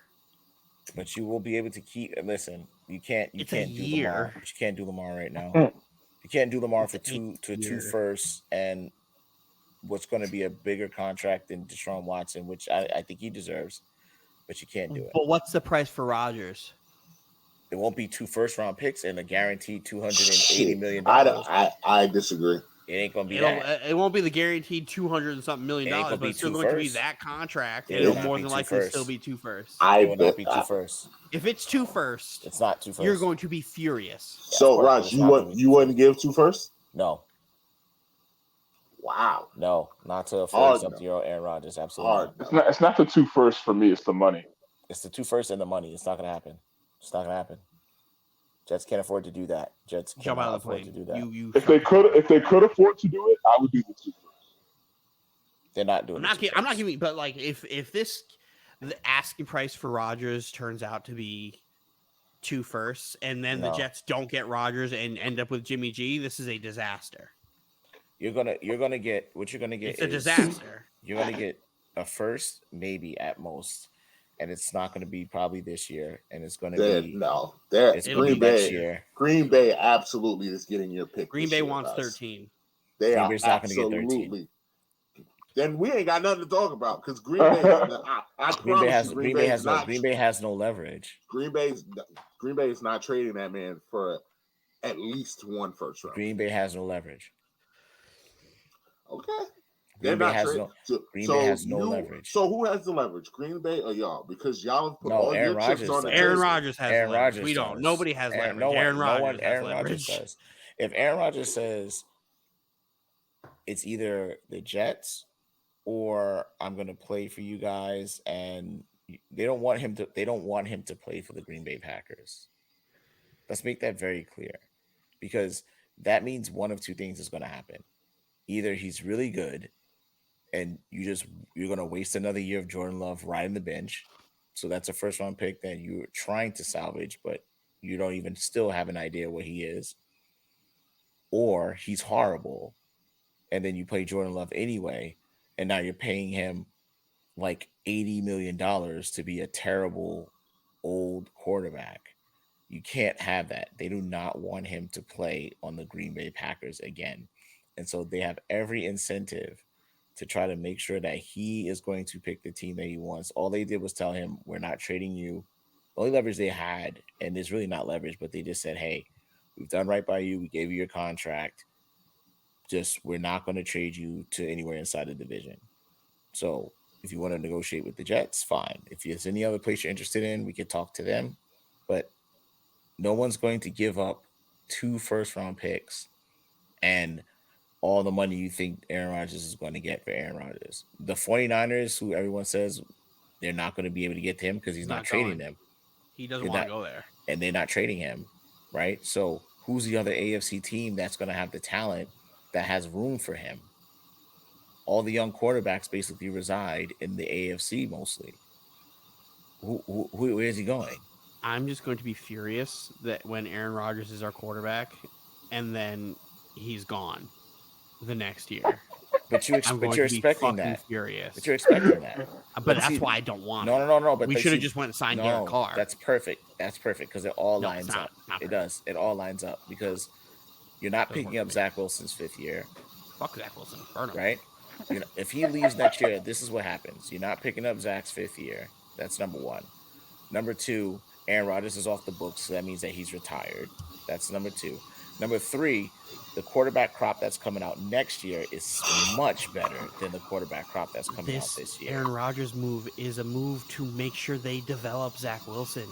That's the problem here. I think why I don't want this. I think they're using this as a means of allowing him to watch and see, but they're not picking up his 5th year option. So even if you give him what happens if Rodgers retires and Zach comes in and plays better, and then we're gonna be stuck in a position where no. Listen, then guess what?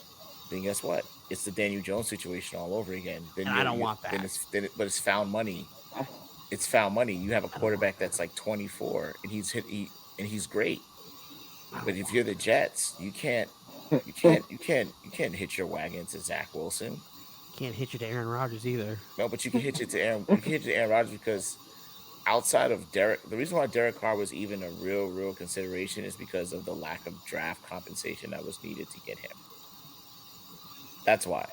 So it's really not close, and the Jets are making everyone know it's really not close as far as what they think either quarterback in a vacuum is. I mean, no. Well, everybody wanted Derek Carr. The person who said no on that was Woody.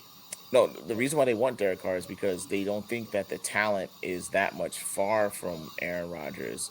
And also, it's the draft compensation that plays a big play in this, and the contract that you can use. Derek Carr is not terrible. And you get him for more than a year, and you could have continuity with the roster going forward. And then in year 2 or 3, you can go get a different quarterback to draft to sit behind Derek to then move forward after Derek is gone. Yeah, that's why I'm like, you should have just went Derek Carr and then just because we're at the whim of Aaron Rodgers now. If Aaron Rodgers decides he just wants to retire, then we're sitting here with fucking shit on our face. No, you're not, because the quarterback crop is better next year than it is this year. And what about this year? That's what they need. You have Aaron Rodgers this year. No, I'm saying if Aaron Rodgers decides he's retiring now, that we don't get Aaron Rodgers. I mean, if he retires now, then you have to. I mean, what else are you going to do? You have to either shift. Go get Jimmy G. Go get Jimmy G. But Jimmy G's also in the situation that's Aaron Rodgers like. It's just Aaron Rodgers light. He's not going to be there for 5 years like Derek Carr or 4 years. But he's younger, he's though. also mid as fuck. So why would I want that? How old is Jimmy G? Jimmy G's older than Derek Carr. No. They were born the same year. They're about the same year? They came out the same class? Yeah, they did come out the same year. They're both born in 91. Okay, so they're probably in the Jimmy's same 31. Class. Okay, Yeah, 31. So, I mean, you can give Jimmy 3 to 4 Yeah, years. you give Jimmy 3-4 years. I don't want Jimmy anywhere near my franchise. No, but listen. He doesn't want Listen. anybody. You can if you want, though. Dude, who do you want in the Jets All uniform? right, but listen. If you're Robert wanted Saleh, Lamar Jackson. But I want Lamar Lamar. Jackson. but see, then that's another way you can pivot, then, right? Because I don't think that Lamar situation is moving at the speed of light from now on. So you have options. I think the Jets have options. I think Aaron Rodgers he should be 1A. The problem is Lamar's situation is the NFL's colluding against him, and I absolutely believe in this. I absolutely believe this, where the owners don't want this precedent to be set. Of course. Mm-hmm. Quarterback. I don't think it's a bad thing. The problem is, well, you're also racist. The problem is, whatever you say, Uncle Ruckus. I'm gonna give Anthony right now. I don't think it's a bad thing. I don't think it's a bad thing, but Anthony keeps calling Lamar a greedy pig. Greedy pig. But is greedy not trying fucking to pig. get mad at Daniel Jones for trying to get like $50 million. Daniel Jones also has a very team-friendly contract. You saw what Pickens said, right? Oh yeah, Pickens is fucking shit though. But like, no, they're trying to collude against, and I understand that. The thing is, the Ravens, I think, will match any offer that Lamar is getting, as long as it's not like 90% guaranteed. Anything lower than that, I think they will match. But anything 90 or more guaranteed, they're gonna be like, You can't hamstring the organization. You can't hamstring your damn organization. That's what quarterbacks do, though. No, but he's taking it to the next level. He's taking it to the next level. No, he's just following the precedent set by Deshaun Watson. No, but the thing is, that's the thing. There is no precedent. They've been trying to tell Lamar that's not the precedent, and now they have to enforce it to him. That's not the precedent when you just saw. But Dylan, because right now, watch the quarterbacks who signed their deals.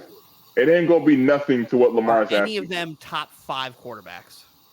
Joe Burrow is up for a contract extension. Joe Burrow will probably ask for the same thing. He will not. Because he is dumb if he doesn't.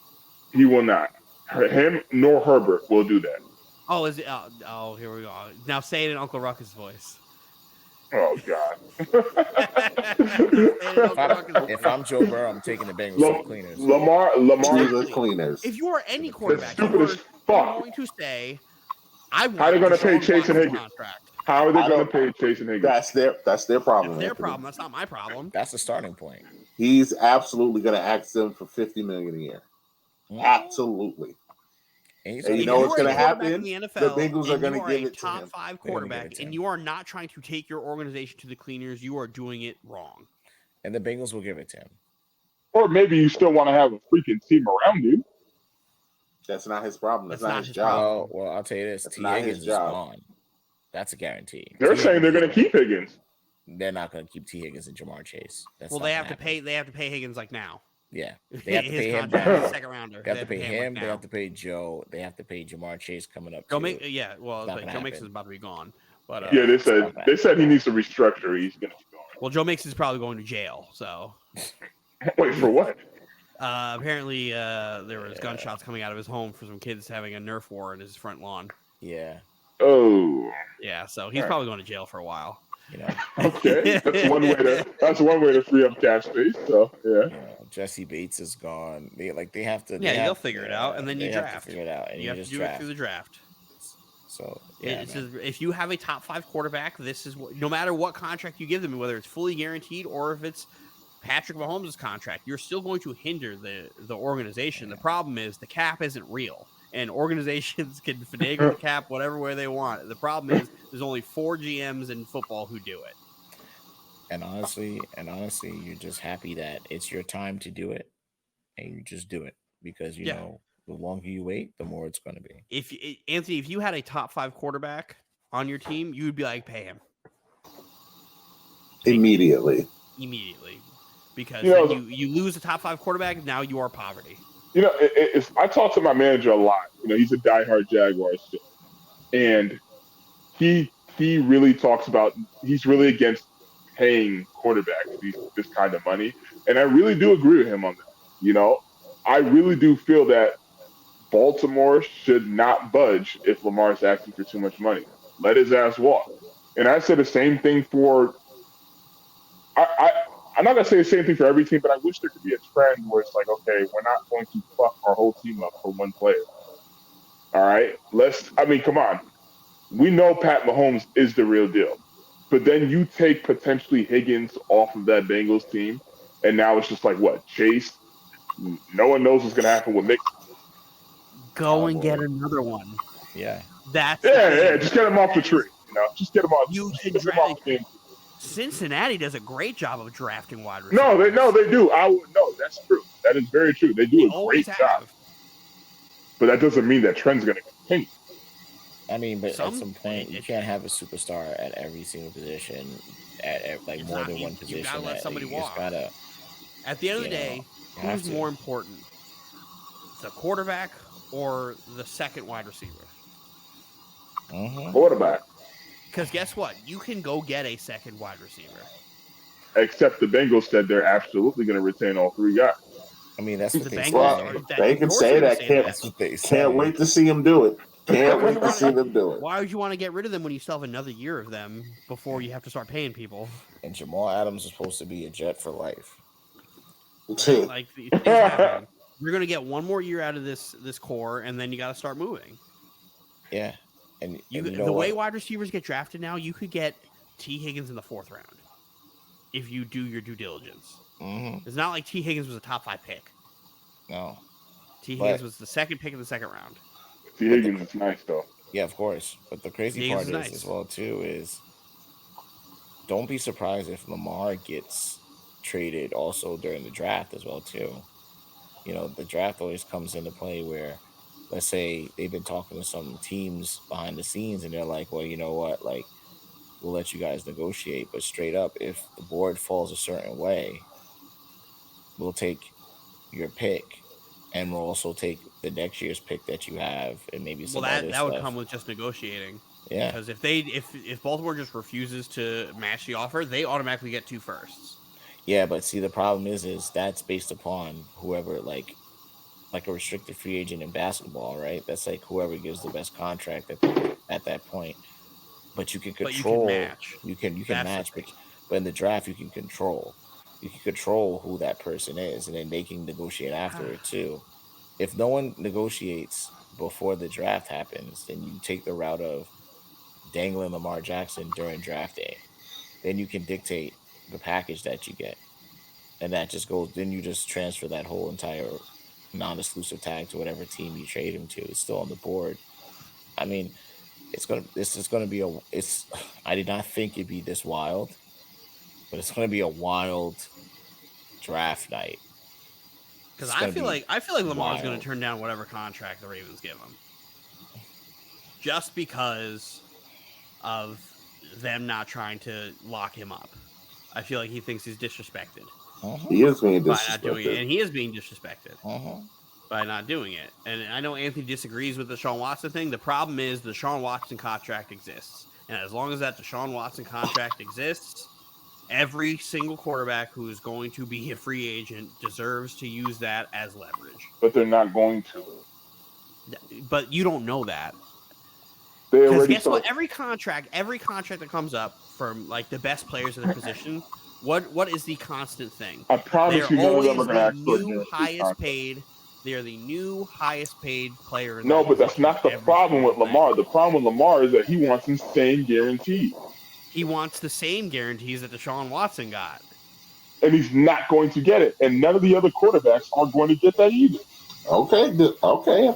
I will put a stamp on that. None of the other quarterbacks are going to get that type of money either. They may not get $250 million. His contract is fully guaranteed. Fully guaranteed. So maybe he won't get that contract, even though he's fighting for that right now.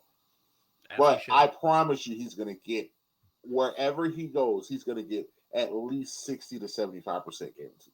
I think he's going to get higher. I think Joe's going to get at more than 250 guaranteed. Who? Joe Burrow.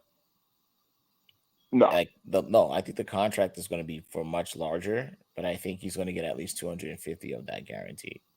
So if he gets like a 12-year, $400 million, whatever, I think he'll. If you're talking that time. I mean, it's just the guaranteed money. You know, it's not. I mean, I don't know how Lamar feels. If it's just the principle of just having it fully guaranteed or not. If that's what matters, it doesn't matter what the number is. But 250 fully guaranteed is $250 million fully guaranteed.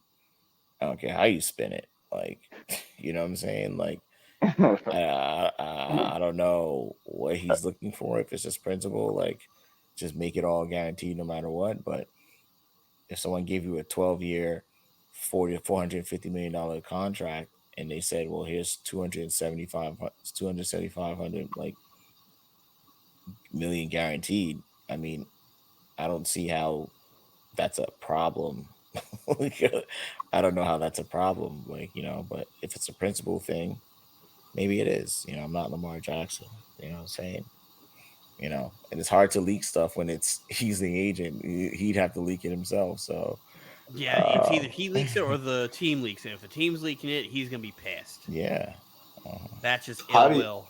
How do y'all feel about him being his own agent? Because every time I look up newscasters, sports talk, always is talking about it as if Lamar is a fool for not doing it, not having an agent, which I feel like is very disrespectful. Well, it's not helping him out. Well, I think it's cool. I mean, as long as you're willing to do the research, like somebody learned how to do this somewhere, and if you really put in the time, I don't think he's going to get the contract that he wants. I really do. Whether it's the fully guaranteed or if he's willing to come down, he's going to get the contract that he wants. Right? I don't think it makes him a fool for trying to get the most of his contract, because at the end of the day, football is the most physical sport besides hockey, obviously. But all the concussions and injuries that happen post-play, you have to lock in your contract because they give the least amount of guaranteed money out of any sport. Mm-hmm. So, like, you have to look after you, your family, and your generational wealth. And Lamar is not wrong for asking for what somebody else got, because that, at the end of the day, is how you negotiate. Starting point, yeah. That's your starting point in the negotiation. Because guess what? The first offer that any team or any job. So let's go with this. Let's go to the real world here. If you're going for a promotion and you're negotiating your salary, that first offer that you get is always an insult. Always an insult. And that's how negotiations start, because they came and they offended you first. The problem here is Lamar dropped it on the table. It was like, y'all ain't even going to give me the opportunity. This is what I want. So there's your negotiating tactic for the day when you go for your raise or you apply for a position, you get a promotion. That first offer is dog shit. And I agree. Organizations don't care about you. They care about their bottom line and their profit and loss. And the same thing with NFL teams. The Ravens don't care about Lamar. They care about their pockets. Because if they cared about Lamar, they'd be doing some type of injury guarantee to make sure he gets the guarantee, like the incentives and money to match if he gets hurt. What he wants. Yeah, I mean, these whole storylines and how they play out, especially up into the draft, is going to be super interesting. I'm hoping that Aaron Rodgers says yes to the Jets so we can move on, and then we can just go ahead and start planning for what possibly could be the first playoff appearance for the Jets in over nearly 13 years. So, onward and upward, man. Let's do it. I'm excited. If that would have happened, it's time to really get going. I just don't like the undertones of the Lamar Jackson stuff. That's the one thing I really just dislike about it. Yeah, I mean, there's always going to be. It seems like every year there's always somebody that is going to have these type of negotiations. Like the Browns really went out there and paid a guy who's got a lot happening right now, a fully guaranteed contract. But you know what that says, the Browns, right? They're desperate. Correct. I was about to say, they're desperate franchise. The Browns literally told the entire league, at the rate that we're going right now, we just cannot attract anything close to a top 10, top 5 quarterback. We wouldn't be able to sell it to them. So we had to trade all of our draft capital And we had to do something unprecedented just to have a shot to be able to do that because we can't draft it. We can't get people to come here. So that's why it's not the president, it's the outline. high And risk, the high league, reward. The and problem is they are making sure that the They- Deshaun Watson situation is outlined. the owners want that. The players don't. Well, the So owners are that's the ones in charge. Hey, it's only a matter of time before like the league starts to switch and the control starts to shift. They already gave one, and sometimes it's all that needs to happen is one. That's the first chip to fall. The problem is the first chip to fall is not as good as the current guy available. Yes. So that's what makes it look even more horrible. So Lamar may have a lawsuit going forward if it turns out to be a collusion. I think it's obviously collusion. Obviously collusion. Because then what's it going to be? Like what's the excuse? Besides not wanting every quarterback to ask for this. Like it was only a matter of time until we got here. Yeah. Aaron Rodgers breaks whatever guaranteed money record every time he gets a new contract. Mm-hmm. Every single time he gets a new contract, nobody bats an eye. But we're talking fully guaranteed contract difference. But if Aaron Rodgers would have got that, is anybody going to say no? Well, we wouldn't know. But nobody would have said no. That's the difference here. Like Aaron Rodgers, nobody would have said no. Because he was the person who kept on pushing the boundaries of guaranteed money. So it would have naturally fell into that. They're just lucky Patrick Mahomes got his contract before Deshaun Watson. That's all I will say. They are very lucky he got his contract before Deshaun Watson because Patrick Mahomes was like, oh, yeah, I'm going to ask for a 10-year, $3 billion fully guaranteed contract. Thanks. And he would have got it. There's some ownership stake in the team and shit. Yeah, 1,000,000%. I now own 25% of the Kansas City Chiefs. 1,000,000%. My number's already retired. And by the way, I give it 2 years at max, but it might be next year. That restructure is going to come. That money talk is going to come. Pat's going to say, "Hey guys, yeah, it sounds good. Thanks for the contract. You guys are awesome. Let's rip this up.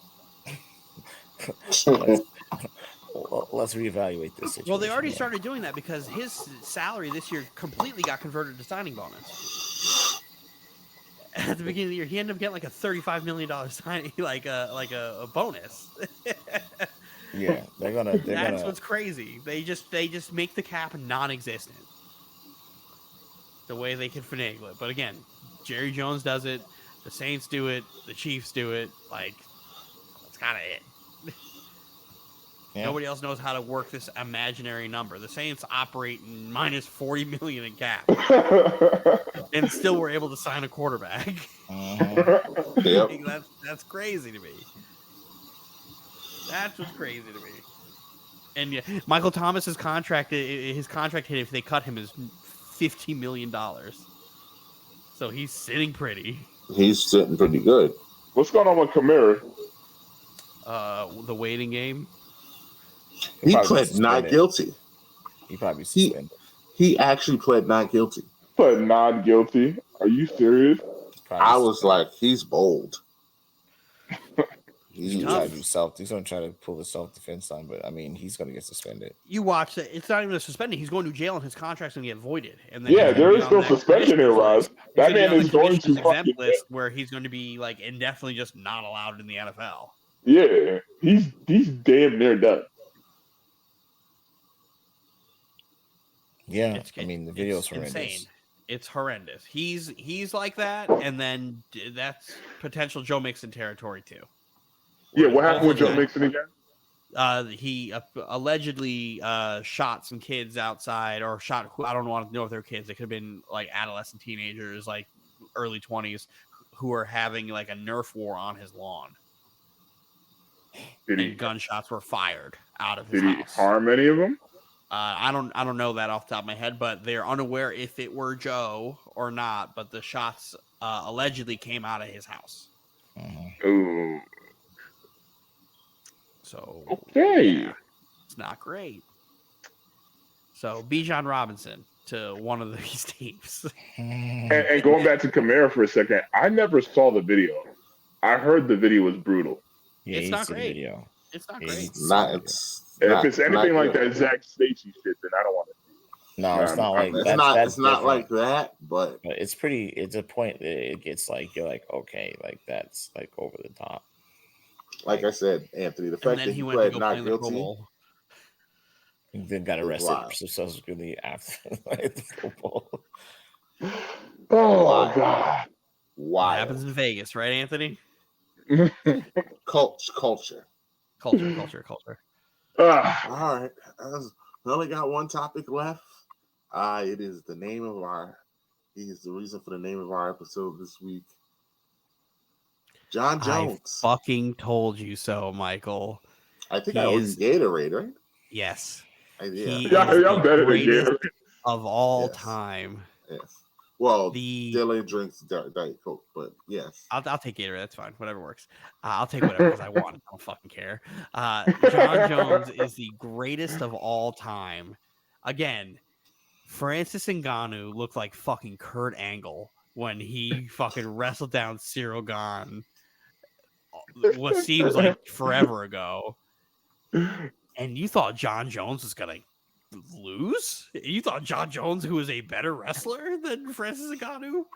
Like Francis Ngannou fooled us to thinking he's actually good at wrestling, the way Cyril Gane just let himself get taken over by a smaller human. Like he just got dominant. Like Jon threw a leg kick and then just controlled the fight. Like, Yeah. Gane did Mhm. nothing. That was shockingly quick. I It was like horrifying. And I have to listen to Mike tell me that this heavyweight division is fucking good when it's not. It's just a bunch of old dudes and Curtis Blades. Like that, and Curtis Blades stinks. Like, it's like So- it's not. so like, here's the the Stipe thing. fight's gonna be fun. The Stipe's Stipe fight is going to be fun. He's gonna get his ass whipped Because- too. When I was with my brother Chris and his friends, and I told them that this literally reminded me of the Conor McGregor Jose Aldo fight, because after the fight is over, yeah, we had a definitive winner, but I legit still have a zillion questions. To this day, I don't know if Conor McGregor is better than Jose Aldo. I know he caught him with a beautiful punch, but I don't know if he's better than him because nothing happened in that fight. I still don't know what heavyweight Jon Jones looks like because I didn't get to see heavyweight Jon Jones. I saw Jon take him down and put some pressure on his neck, and he quit. Nah, he because had he's it. No, he he's- had it in there. Don't disrespect that man like that. Punk. He's what Ross? What Kobe say? Soft. Soft. That's what he is. Don't disrespect it. Like John actually had it. Like, what are we doing here? Soft. what do you want Gane to do? It's either he gets passed out, choked out on national television, and then he becomes in a permanent highlight reel for the rest of his life, or he just taps out and maybe he's in a highlight reel. He's because guaranteed to be in a because he highlight doesn't reel if he gets exist choked because out. he's soft. Soft. And that's the best the heavyweight division has to offer. That we'll guy. see.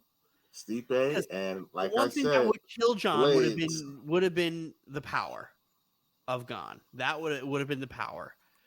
He's got a massive advantage against Stipe because Stipe doesn't have the power. Stipe's the guy who's going to piece you up. Stipe has power though.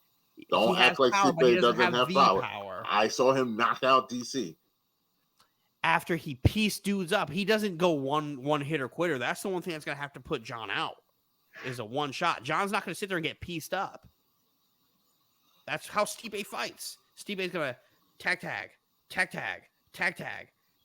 tag, clinch, bam, bam, bam, bam, bam, tag.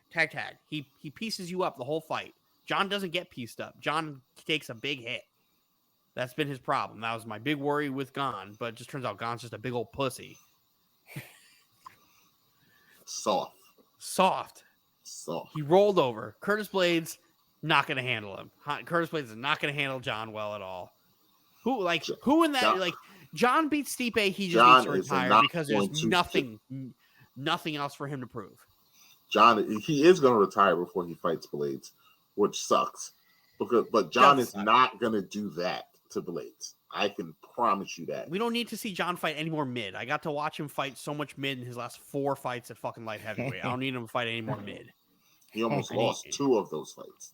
Almost, yeah, right. Never in doubt. And honestly, he didn't lose that Reyes fight. I don't give a fuck. Reyes. How Dominic Reyes win that fight when he spent the whole fucking fight backing up? Reyes kind of won that fight. I don't know. To who? What has he done since? Doesn't matter. Dusted. Every single time he fights, dusted. He was the better man that night. Record doesn't show that. Better man. Neither do the judges' scorecards. You can't say Jon's a favorite. Everybody hates Jon. So I don't want to hear none of that. But the streets say Dominic Reyes won that fight. I'm in the streets. Not your street. And he says, not your street. My streets say Jon won that fight. Not your street. My street says Jon won that fight. My street says Jon never lost a fight. My street say that no contest should be overturned. No. Yes. Should be overturned. Especially after the latest USADA ruling. That was some real goat. That was goat shit. That's exactly what it was, Michael. It was goat shit. You want to know what Jon Jones heavyweight looks like? Goat. That's what it looks like. I can't wait for him to fight Stipe. When he beats the brakes off of Stipe and he goes, I'm the greatest of all time, pick your weight class, drops the mic, drops the belt, and leaves. I don't want to hear shit. Because the debate's over. There is no debate. There's not a single debate that can be had at that point. I like this better because we'll see when we get closer to the fight, but you're way more confident now for the Stipe fight. I was always confident for the Stipe fight. The Gane fight, my problem with Jon is he likes to get touched, right? He will leave his chin out there and take a hard fucking strike. He does it all the time. If you touch Jon at all, it's a hard strike. That was my problem with Gane. Is I can see this being a problem and disastrous if Gane can hit him. Gane didn't do shit. So now you're giving me a fighter who has to rely on combos and piecing up to a guy who, whether they're the same size or not, has a significant reach advantage over Stipe. It's going to be hard to tag him. And then Jon's not DC. Jon has like 6 inches on DC, is great in the clinch, and has size and the length and knows the body. And I'm not saying DC isn't a great fighter, but Jon is a better fighter than DC is. And DC is one of the all-time greats. He proposes a different challenge to Stipe than DC does, or really any of the guys that Stipe's fought, because he's fighting a guy with a pedigree. How many guys with a pedigree has Stipe fought besides DC? That wasn't washed. I don't know. I'd have to go look. And Verdum's pedigree isn't anywhere near Jon's.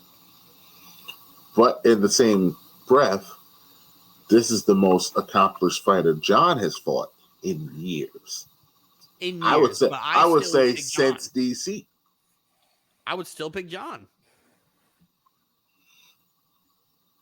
We're gonna see this summer. I'm still picking Jon. There's not a fighter in this world besides Ngannou at this point that's gonna make me fear. And Ngannou's not walking through that door. So much money, and Ngannou's not walking through that door. My favorite quote of the night. My favorite quote of the night was Jon Jones. Francis is a big pussy. All that muscle to have such a big pussy. And I love that he is leaning into it more, the heel side, leaving the cage, flipping off DC. I love that. And I know that there's no real ill will towards them anymore. They still just kind of yeah, fuck you. Yeah. But I like that they respect each other now, so I'm good in there. But Jon's the GOAT. Suck it, Mike. I will give him that right now. No argument. There is no argument. There's zero argument. I will call it, but I will raise your Anderson Silva and I will give you Jon Jones and you will lose. You can take your GSP and he will lose to any guy who with the same first name. He loves losing to guys named Matt. Matt, Sarah, and Matt Hughes. Whatever.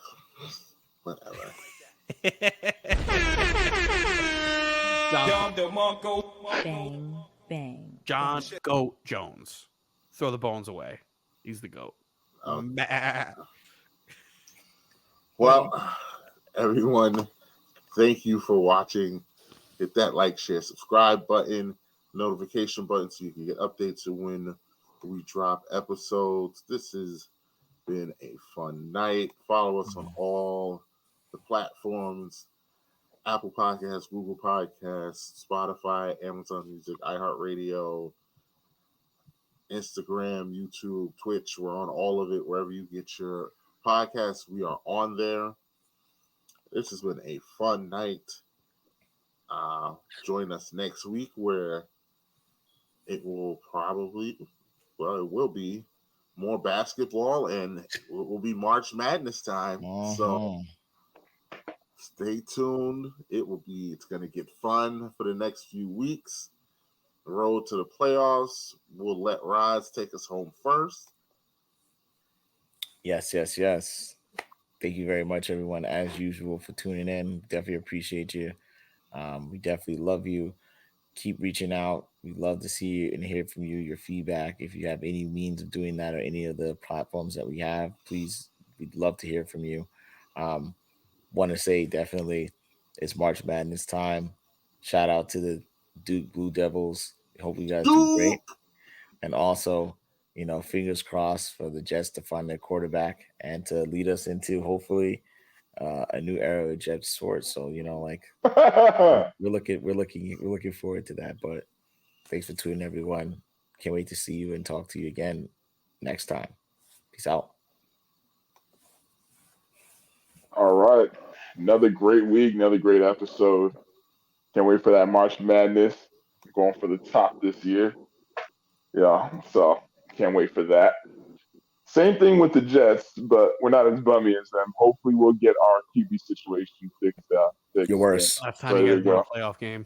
You're worse. Anyways, this year. Anyways, fucking loser. Mike, I believe this is supposed to be my time. Worst record on the pod. Worst head coach in football. I will see you guys next week.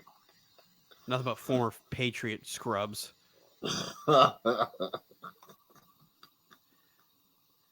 Anthony's a bitch. Underscore podcast, Poppy underscore on all platforms. That's why he's gonna be double spinning. Fucking loser. Jon Jones is a go. I don't give a fuck what anybody says. Fight me.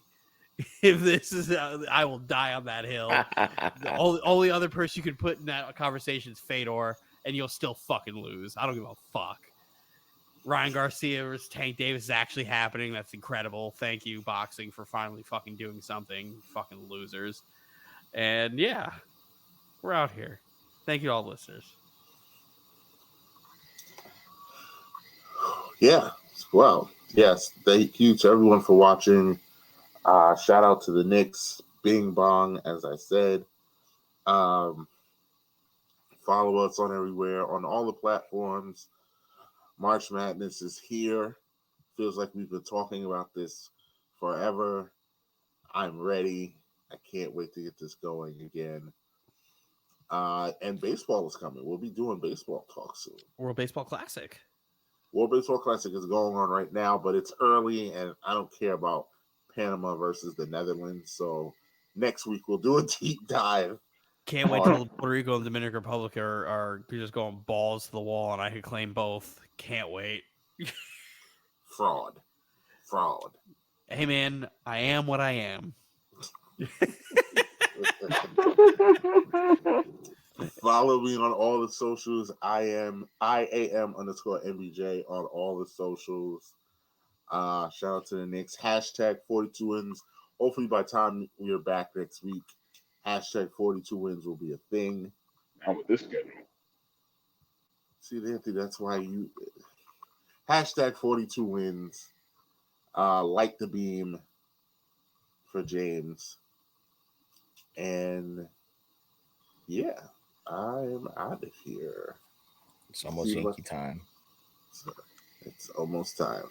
I can't wait for if the Dominican Republic loses, I'm going to troll Janice's family. But then if the Dominican Republic wins, I'm going to be celebrating with Janice's family because I get to pick my allegiances and I get to know I'm more Dominican than I am Puerto Rican when I am the exact same amount. Fraud. So when Puerto Rico beat the Dominican Republic last time, I was sitting there, I was like, oh shit, talking all this shit in the world. I was like, yo soy Boricua, what's up? What's up? And then when Dominican Republic was, I'm like, get okay. Stupid. Hey man, just claim it all. We're talking softball. It's great. It's great when you're racially ambiguous and you are just everything. So if America wins, that'll be you. I can claim that too. Just like in the World Cup, I claim USA, I claim Spain, I claim France. Fraud. You claiming France? You claiming France was wild. I am French. Wild. My mother is half French. Wild. My grandmother is French as fuck, or was French as fuck. Shout out to you, Solange.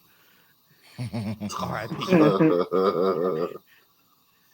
I'm just gonna say I'm gonna be playing that Simpsons softball song when baseball starts again, like everyone does. Ken Griffey swollen jaw. I was saying, Homer, Ozzy in the straw. Get some of that green juice. Get some of that. I forgot what. Jake Paul just got jumped outside of the Miami arena by Floyd Mayweather's guys. What? See what happens when you and I bet you, Anthony, that Floyd didn't get touched. No, absolutely not. Because it was like a bunch of guys. Because Floyd has top flight security. You ain't gonna tell me that don't sound staged? Top flight security in the world, Craig. What is Floyd staging? He already fought Logan.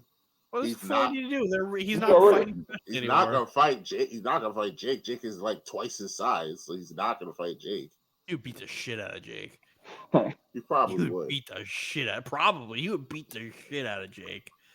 Did he just do a fight that like nobody cared for recently? Yeah. Yes. And he beat the shit out of that guy too. Yeah, he does that all the time now, Anthony. He's just fighting dudes. He's doing exhibitions to make millions of dollars, and he just signed a 4-fight exhibition deal to fight like in 4 different countries, and he gets paid millions whether he shows up or not. Like guaranteed, it's legal bank robbery. He always says, "Bring your ski mask." Legal bank robbery. Bank robbery. It's bad man. Bad man. And then he goes and puts money on his fights, and then wins his fights, which is any other like sporting like entity body is like, yo, that's crazy, illegal, you're banned, but not boxing. Nope, not boxing. Floyd, it's another GOAT, but he's the GOAT of materialism too. His Instagram is wild. Yeah, I don't follow him because he's not a nice guy, but I'll take your word for it. He's the GOAT of materialism, man. One of the greatest of all time, but I don't really care for him as a person. Yeah. But I like John better than Floyd. Same. It's Just right up there, though. Two different kind of monster, but same. Yeah, no, different. Both fruits. Just one's an apple, one's an orange. Yeah, we're good. We're good. Yeah, we'll see y'all next week when the Lakers will be in the 6th seed, and Anthony will be very nervous. Spin the wheel. Spin the wheel. Spin the wheel.